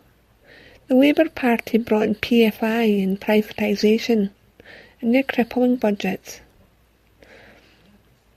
Sadly, laterally, they weaponised the campaign too. Well, my children will not be used as political footballs. I protest against the cuts, which will devastate my local community and further afield. The SNP, though, Shona Robinson could have overturned the decision, but chose not to. The justifications that I've read on social media are just that. The latest one is that clinicians recommended to close the ward. What, however, about the ambulance drivers? What about the ward staff who are against the closure? I think their opinions are as valid as consultants, they deal with the day-to-day pressures of caring for children with chronic illnesses, mostly in supporting their families. I've been really disappointed by the voices of some collectivists. Some of them are kind, but most towed the party line. Number one, the new hospital is just a few miles away. Now that's just as the crow flies and if you have a helicopter. If you have to rely on public transport, as we do most of the time, it takes 2 buses, a 90-minute journey and a walk to get there. Not great for children with special needs. Number 2, the hospital is new, shiny and bright. Now our family are frequent flyers at the new hospital. If you have a neurotypical child, I can understand, how welcome it seems, and I embrace what other people's opinions are. It's welcome. However, personally, it's not conducive to my son's condition. He struggles, especially with the procedures he has to go. It's too bright, it's open plan, it's too noisy. He just can't cope. What he relies on most are the clinicians who've known him since he was a baby. Now I recognise the need of going to the new hospital. As I say, we are frequent flyers. Lucas has seen the consultants there since he was a baby in the specialist teams. Over the next couple of weeks, we have 5 different appointments. It's like a magical mystery tour of Renfrewshire, of where I live, in the new hospital. Now, this is going to cost us a lot of money, but not just money. It's also going to be a cost of time and energy. People assume you're a carer, you don't do anything else, you can go on with that, you can accompany your child. But what happens when your child is always going to need to accompany to a visit, even when they're an adult? I wish my son could travel independently to appointments, but it's not going to happen. There have been glimmers of hope on social media. I have to thank a lady from Women for Indie who chastised some of the comments that have been made from people, saying, why are you having a go at the families of children with disabled children whose lives are hard enough? And that is so important. Challenge me, please do, but please do it kindly. Do it understanding the pressures that I'm under. Don't just make a statement and think, oh, that's okay to say that because it's online. You're still impacting on a human being. This has had a huge impact on not only me this weekend, but many other people. We don't care about people who don't really care about what party's involved, but who care about a local service and the need for it, and the need to stop the cuts now. We were promised the ward would stay open. Nicola Sturgeon promised the ward would stay open. So please, as I said, have a good argument without me, but please don't get personal. I'm really aware of the impact of austerity. I accept you're right, not to agree with me, but please do it kindly. I don't want to fight, but as I will, as I worry about the future of the REH and other local services. The ward closure is a cut, and I'm using this word in this phrase several times. It is a cut. Can I just say the Scottish Parliament is round, and that was an attempt to prevent the adversarial politics of Westminster, the two-party system. Why vote along party lines? Why not just vote for what you think is right? So please do that. Finally, I would urge everyone to get together and think about the future of the REH and the other services there, because this is just the start, I think. Proclaimers should write a song about the closure of the Scottish hospitals. St John's no more, the REH no more, I can go on forever. I fear the Scottish Government has misread how people in my area feel, and I don't think they will forget. The boiling frogs are going to strike back. The boiling frogs are angry. Now, as I say, we have a great NHS, we have free prescriptions, but we need to think about local issues too. Access to a local ward means saving money, as some children will not need to be admitted to a hospital bed, which costs a lot of money. Think about people before we come up with policies. Now, as the bard said, the best laid plans are mice and men. Maybe we're a mouse, not a frog, but I hope to ensure as many voices as possible are heard and given credence.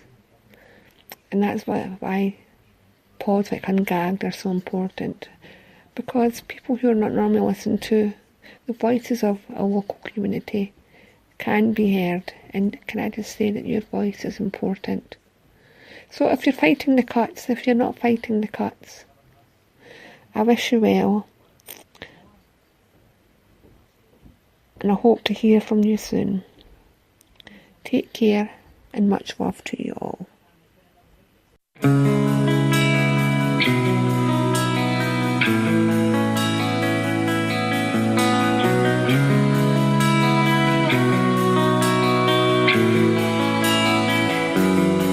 Is there an ember underneath this pile of ashes that used to be the raging fire of our love? I tried to reignite it using soaking matches, hoping you come back with that flame I'm waiting for. But I'm not holding my breath for you.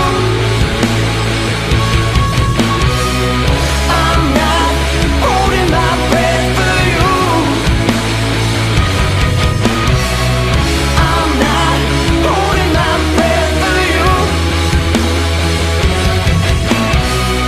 I'm not holding my breath for you. You held a circus mirror right in front of my face. Now what I see is not the strong man that I used to be. And now the smoke is clear to see the chink in the armor. That's where your love pierced my calloused heart so preciously. But I'm not holding my breath for you. I'm not holding my breath for you.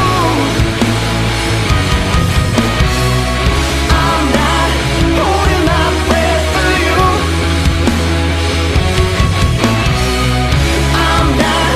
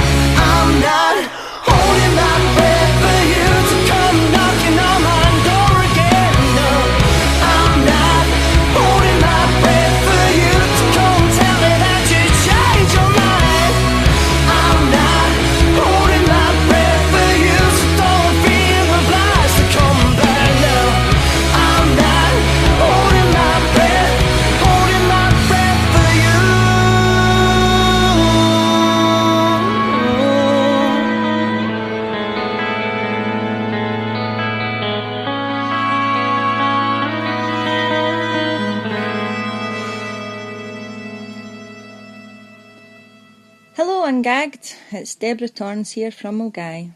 How are we all doing? I'm pretty broken-hearted. My beautiful big border collie Sassy had to say goodbye to us. She hadn't been well over the festive period, and after medicine didn't work, a scan found a huge cancerous tumour in her bladder. It was devastating. My wee lassie was suffering and not even complaining about it. She was 12.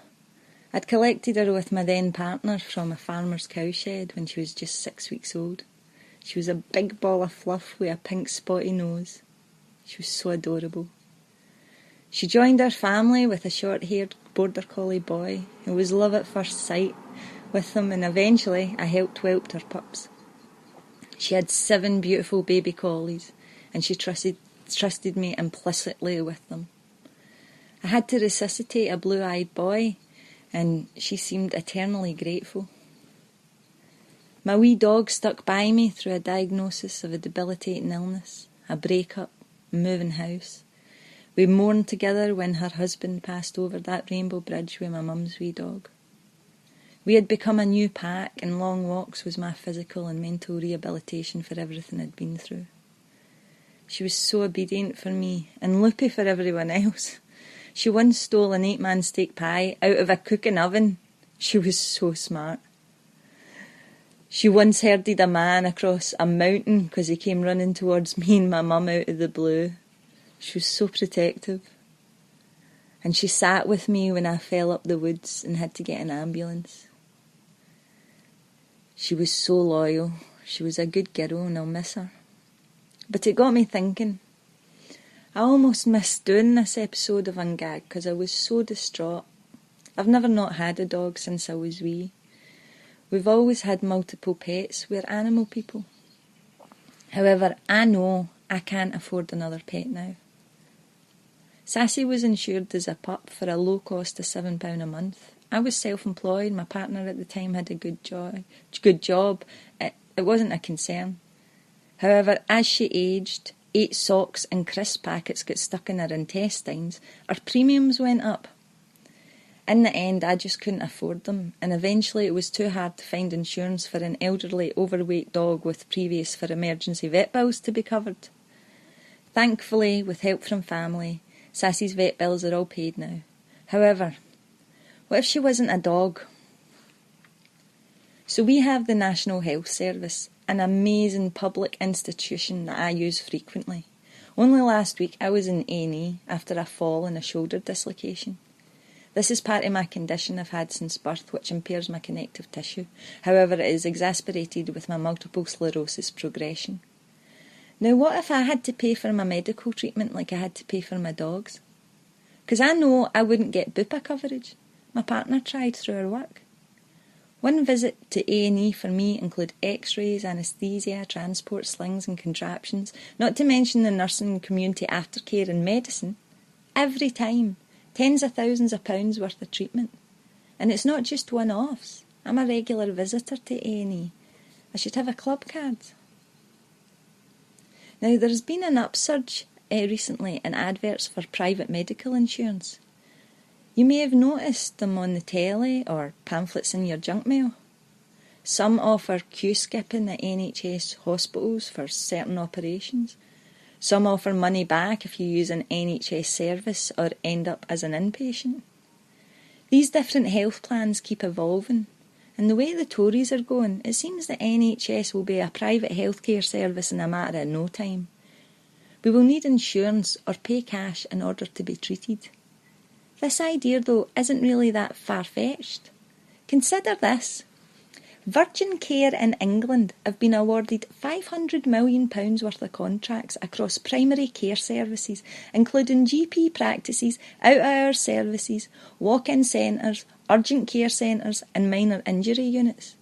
That's 230 NHS and social care services awarded to a company who has been identified as one of those who bank offshore in a tax haven.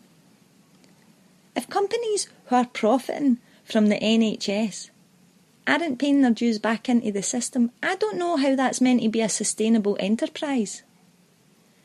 Thankfully, the Scottish NHS is a different beast, but that doesn't negate the fact the National Health Service is slowly being siphoned off to the best bidders. And as Brexit approaches, May is keen to do deals with Trump's America, who currently have made changes to the US Medicaid programme stipulating necessary minimum hours worked in order to access it, which seems counterproductive. Is it fantastical to think American health policy could influence future decisions on the NHS by May and whatever our cabinet is that day? Prime Minister Theresa May's party, the Conservative and Unionist Party, passed policy where cancer patients are being told they are fit for work and not entitled to financial assistance. So is denying them treatment for having no health insurance so beyond the realms of possibility? Losing my dog broke my heart, but losing the NHS, that would actually kill me. 1, 2, 1, 2, 3, 4.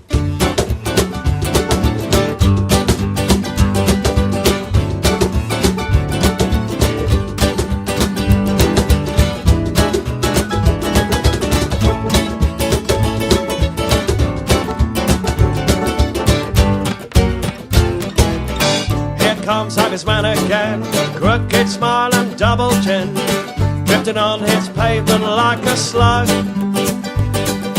Move along, you can't play here, I'm in charge, no drinking beer. My clipboard says you're wrong, so don't you sing another song. The streets should be free, the streets should be free. The streets should be free for you and for me. Here comes the local nutters, come to dance and split and sputter. Run me down with your wheelchair if you can. There's always one, there's sometimes more. Don't turn your back, try to ignore toothless grins and halitosis. No thanks, we don't want to kiss. So the streets should be free. The streets should be free. The streets should be free for you and for me.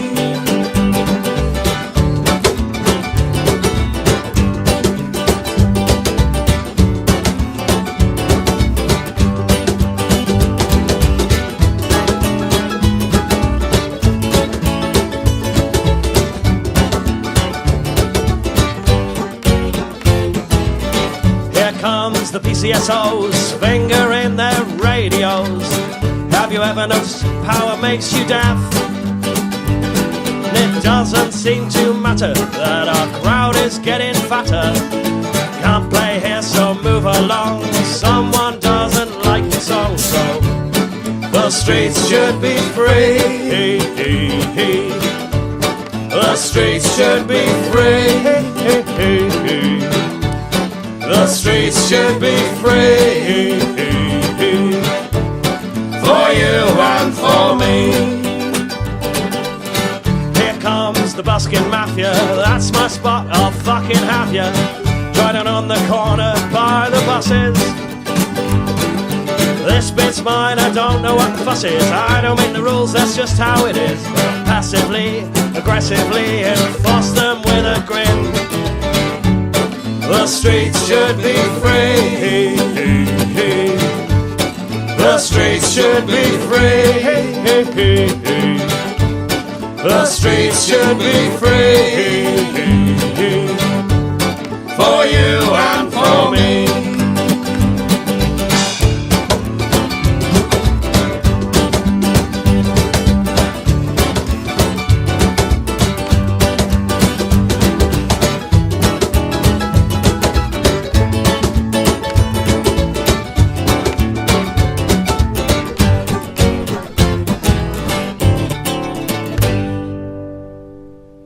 Everybody, Red Raiph here, bringing you a partly political broadcast on behalf of the Red Bell Socialist Party. No really, I couldn't compete with the genius that was the SNP one, so I'm just going to give it a bye. As me just back for walking with Steve. No easy, 'cause we still has hunters of snow. It looked nice, but I keep seeing all wee birds stoating about trying to get something to eat, and maybe even a wee puddle to wash in. Afore a snow, it looked like the cherry tree in our garden was starting to have buds on it.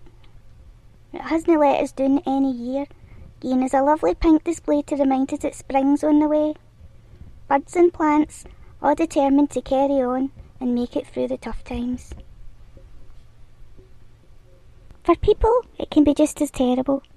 Struggling to get to work or college, budgeting to heat your home when you already didn't have enough money.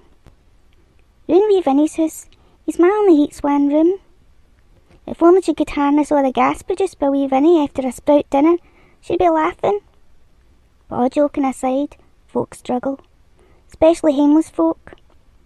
Maybe we think of them more when the weather's like this, but being homeless is an all-year-round struggle for some. I wonder if you've heard of Masato beanies? This is an initiative for the designer Masato to help homeless folk. You buy a beanie, they send one to the homeless. You buy a bag, one goes to somebody that needs it. You can buy socks for them that go straight onto the feet of somebody that's probably not had good clean socks in a while. That's just part of what they do, and I even designed a wee badge for them last year, and you can have it for only £3. I'm so excited because I designed the other wee badge for them that's going to be released in February. So if you would like to help them help others, just search Masato Beanies on Twitter, and there's a link on my homepage on my website, raithsblob.weebly.com. We can all do it if we pull together. I mean, what can go wrong?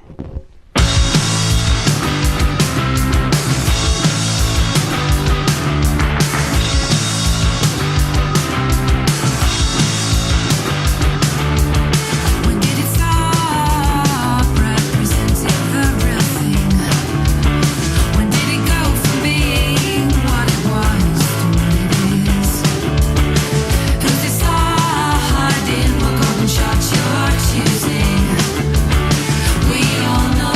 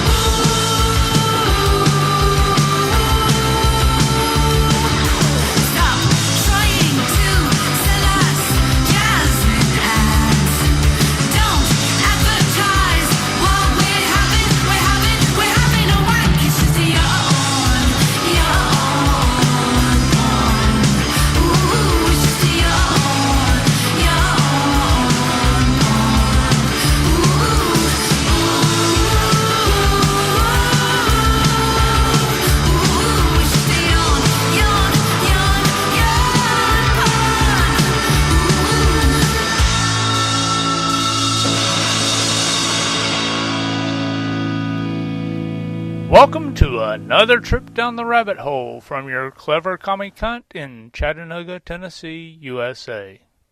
Just call me Chuck. I'd like to open with a short poem I wrote some time ago and rediscovered when going through my poem files on my hard drive. It's called Lost. Blind and alone, I stumble around in the dark, calling out to the deaf who cannot hear. No particular reason for sharing that now, other than that some of that had been wandering around in my head recently, and I knew I had written it, but couldn't remember where. The prospect that the European Union, and the UK, or any other country for that matter, staying in it, two separate issues, mind you, is a good thing, is just as valid as the hypothesis that Hillary Clinton was a good choice for POTUS because she wasn't Trump. A case in point, a very recent reversal of Italy's five-star movement on the EU's deficit limit of 3% of a member state's GDP from opposition to acceptance.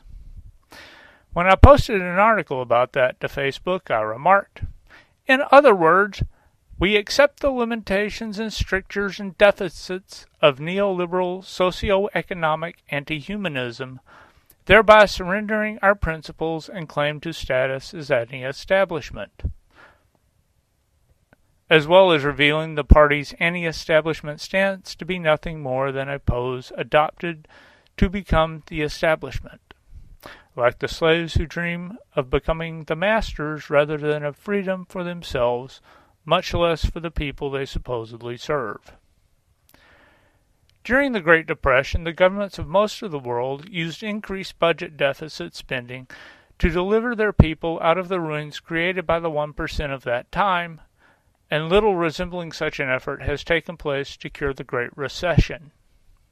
Instead, we the people of the world have only been inflicted with more and more austerity, so that the rich get richer while we all get poorer.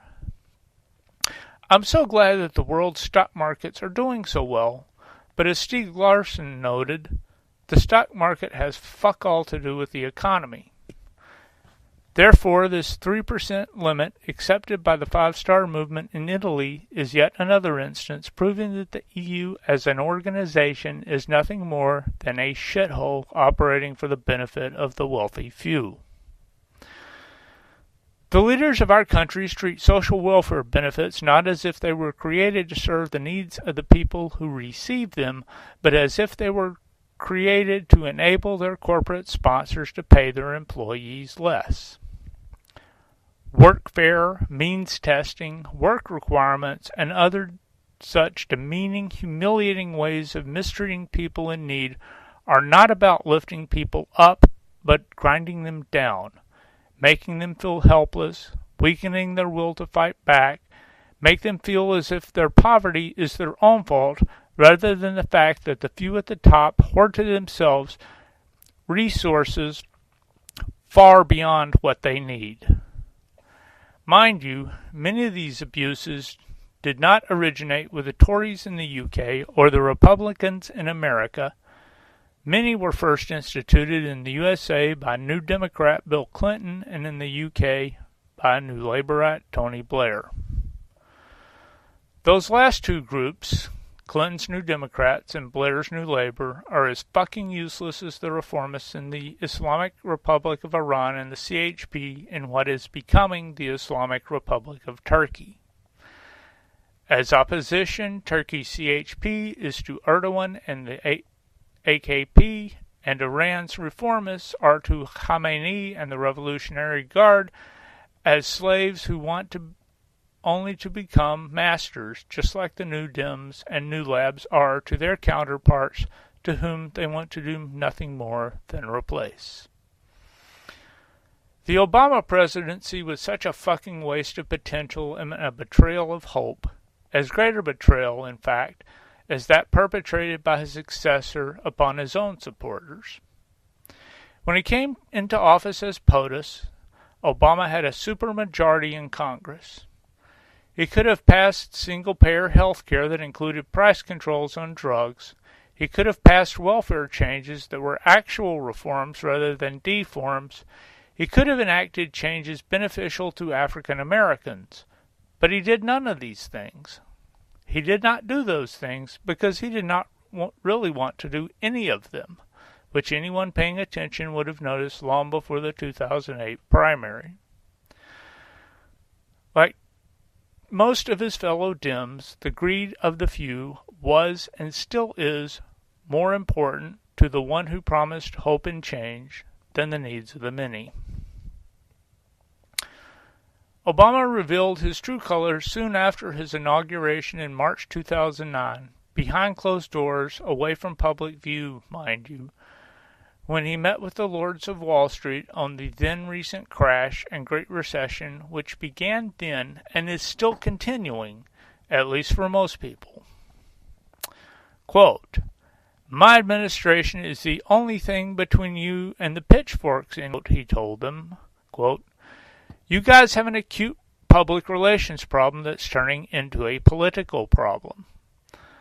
I want to help. I'm not out there to go after you. I'm protecting you. And you have to," end quote, "and you have to admit that on that, at least, he was good at his word. Else he would not be getting $400,000 for a 1-hour speech to the 1%. Recently, Donald Trump issued an executive order allowing states to institute work requirements for people receiving Medicaid. As originally structured, Medicaid covered only those whose income was below a certain level and were pregnant women, children, and young adults up to age 21, parents or caregivers of those children, women in need of breast or cervical cancer treatment, supplemental security income beneficiaries, and those who have received an SSI check and Social Security check in the same month at least once since April 1977. One of the undeniably good things Obamacare did was to expand those eligible for Medicaid beyond that narrow scope to all persons with income below 133% of the poverty line. Unfortunately, states with mean, stingy legislatures like that of my own successfully sued in the U.S. Supreme Court to allow states to opt out of that, which the Republican-controlled General Assembly of the state of Tennessee promptly did, with the Republican governor's signature. Despite the fact that the General Assembly rejected Medicaid expansion, leaving those eligible to that limited list above, Republican Speaker of the House of Tennessee, Beth Harwell, who is a candidate for governor in the next election, by the way, almost immediately introduced a bill to put that indignity which Trump inflicted on the poor into effect. Unlike the thankfully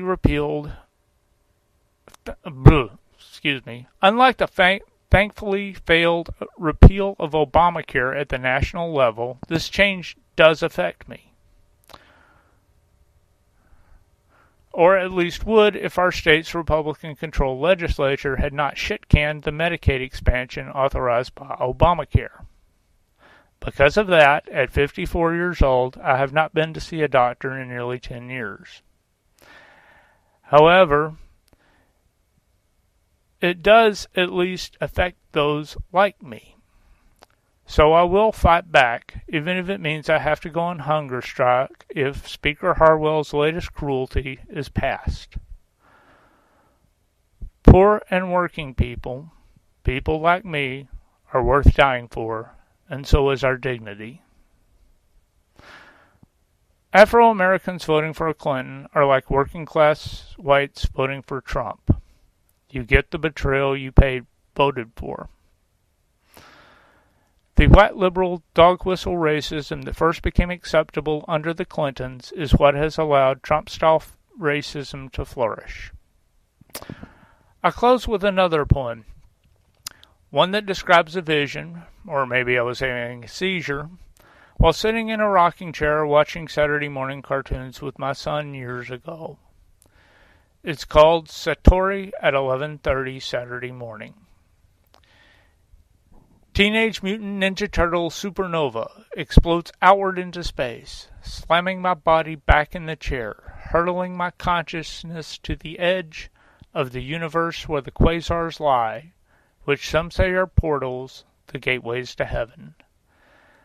And just at the moment I reach out, the force of gravity pulls me away, as the dying star's energy is spent, and it implodes, collapsing in on itself, becoming a sucking black hole, a quantum singularity, drawing in and devouring all that is, matter and energy in all their forms, the entire space-time fabric of transdimensional existence in all the omniverse. I am alone and adrift in the midst, seeing the infinity of space and the eternity of time in relation to me.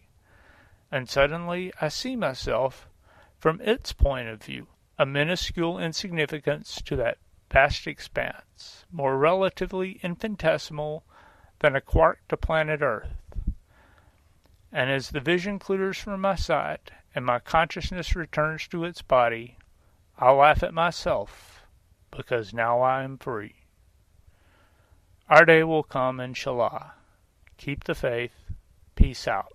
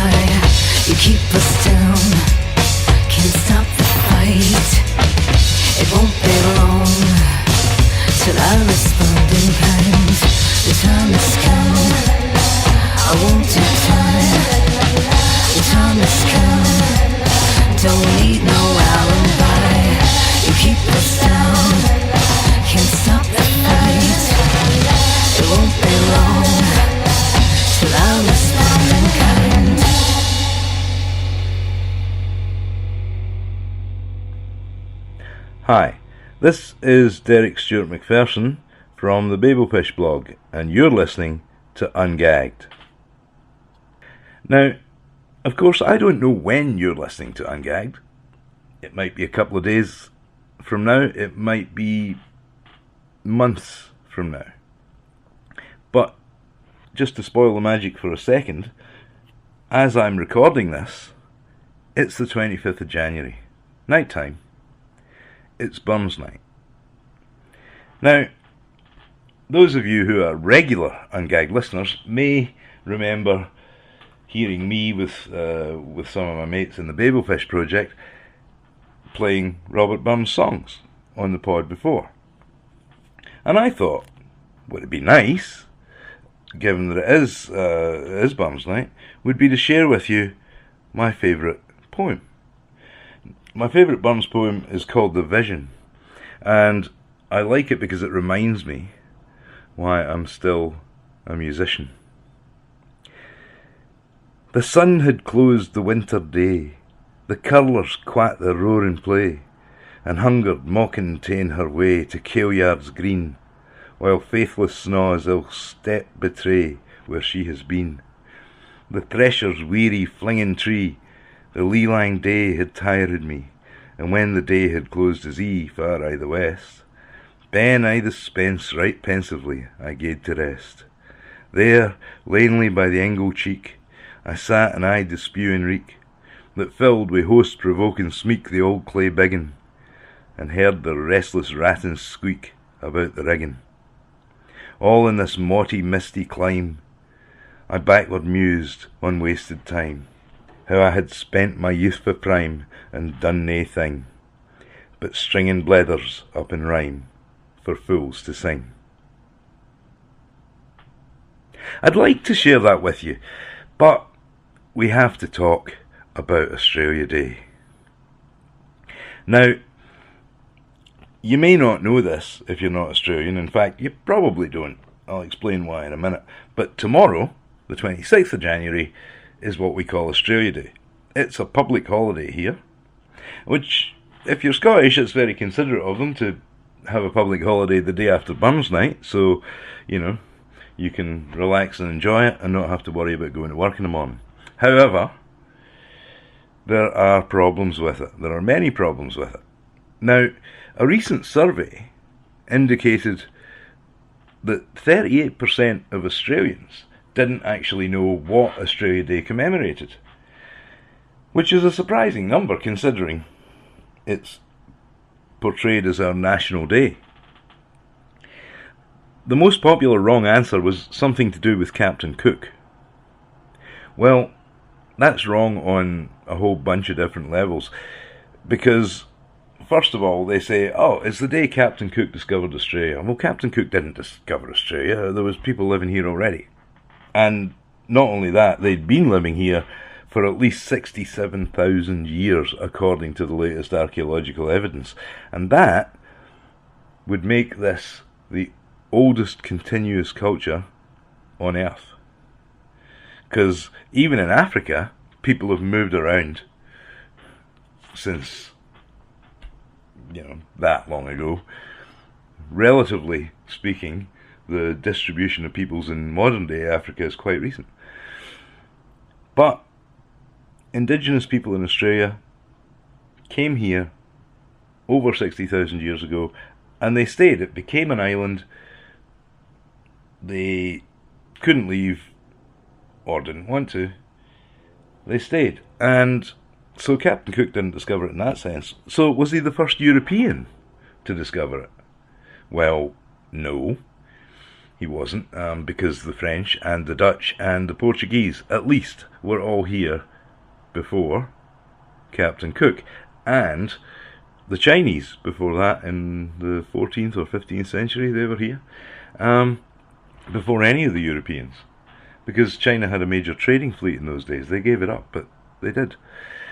Now, there's a third reason, though, why it's not correct. It's because the 26th of January is nothing to do with Captain Cook. He didn't do anything that day, as far as I'm aware. Maybe he took a bath. I don't know. What the 26th of January is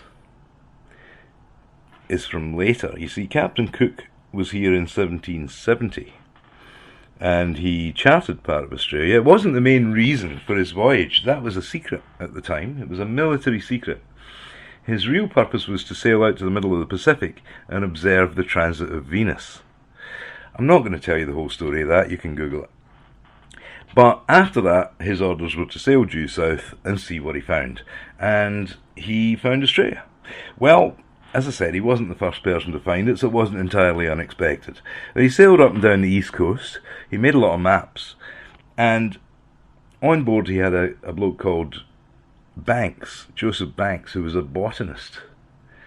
And Joseph Banks obviously wanted to see all the new species that he might find in a completely new land. And they sailed into a place, and Joseph Banks went wild and said, "This is fantastic. You've got to drop anchor here. We've got to stay. Can I get a rowing boat? I'm going ashore. There's so many plants here I've never seen before. And what is that animal?" And he just was crazy for the place, and he stayed there for a while, and took an awful lot of samples. And before they left, they called it Botany Bay. Now, this is in 1770, as I said. When they got back to Britain and told others about this place, the British government decided that sounds like a good place to put a penal colony. A colony where we can send prisoners and they'll never be able to get back. It's on the other side of the world, it's isolated, it's surrounded by water, it's perfect. So they sent a fleet with prisoners, soldiers to guard them, and an expedition leader who was a naval officer called Arthur Phillip. Now, when they got to Australia, it was 1788. They landed in several places, had a look, carried on. They ended up in Botany Bay, but when they looked at it, they were looking at it through different eyes. They weren't looking at it for the amazing amount of new species that they could find there. They were looking at it as a place to put a town, a colony. They needed flat land to farm. They needed a bigger harbour. It wasn't a very big harbour. So he decided to sail around for a bit up and down the coast and see what else he could find, see if he could find a better spot. And he did, and he found one of the largest and most secure natural harbours in the world, which today we call Sydney Harbour. And it was when they landed there and stuck their flag in the ground, that was the 26th of January. So you can see what the problem is, can't you? For Australia's indigenous people, that is quite literally Invasion Day. And the vast majority of them are mortally offended by the fact that we're celebrating it. There's protests going on. It's been quite controversial for a long time now, but it's getting more so. The campaign to change the date is gathering pace. So I should declare at this point that I have some form on this issue, because in a different lifetime, back in the 90s, I was a union official. I was a national councillor for the CPSU, which is the Community and Public Sector Union. It's one of the largest in Australia. And I was elected to that national council in 1994. Now, what I didn't know when I was elected was that at the previous national council meeting, they had decided, wouldn't it be nice to have an ATSI caucus? Now, ATSI, ATSI, that stands for Aboriginal and Torres Strait Islanders. So basically, they were looking to get any union officials or delegates or whatever to form a caucus so that they could discuss issues that were specific to them, and that this caucus would report back to National Council, which was the highest decision-making body and policy-making body in the union. So when I turned up to my first National Council meeting, they turned up to report back for the first time. And what they said took everyone somewhat by surprise. They said, we want to get rid of Australia Day. Oh, and also the Queen's birthday, because Australia Day is literally Invasion Day for us, and the Queen is just a descendant of the arsehole who invaded us in the first place.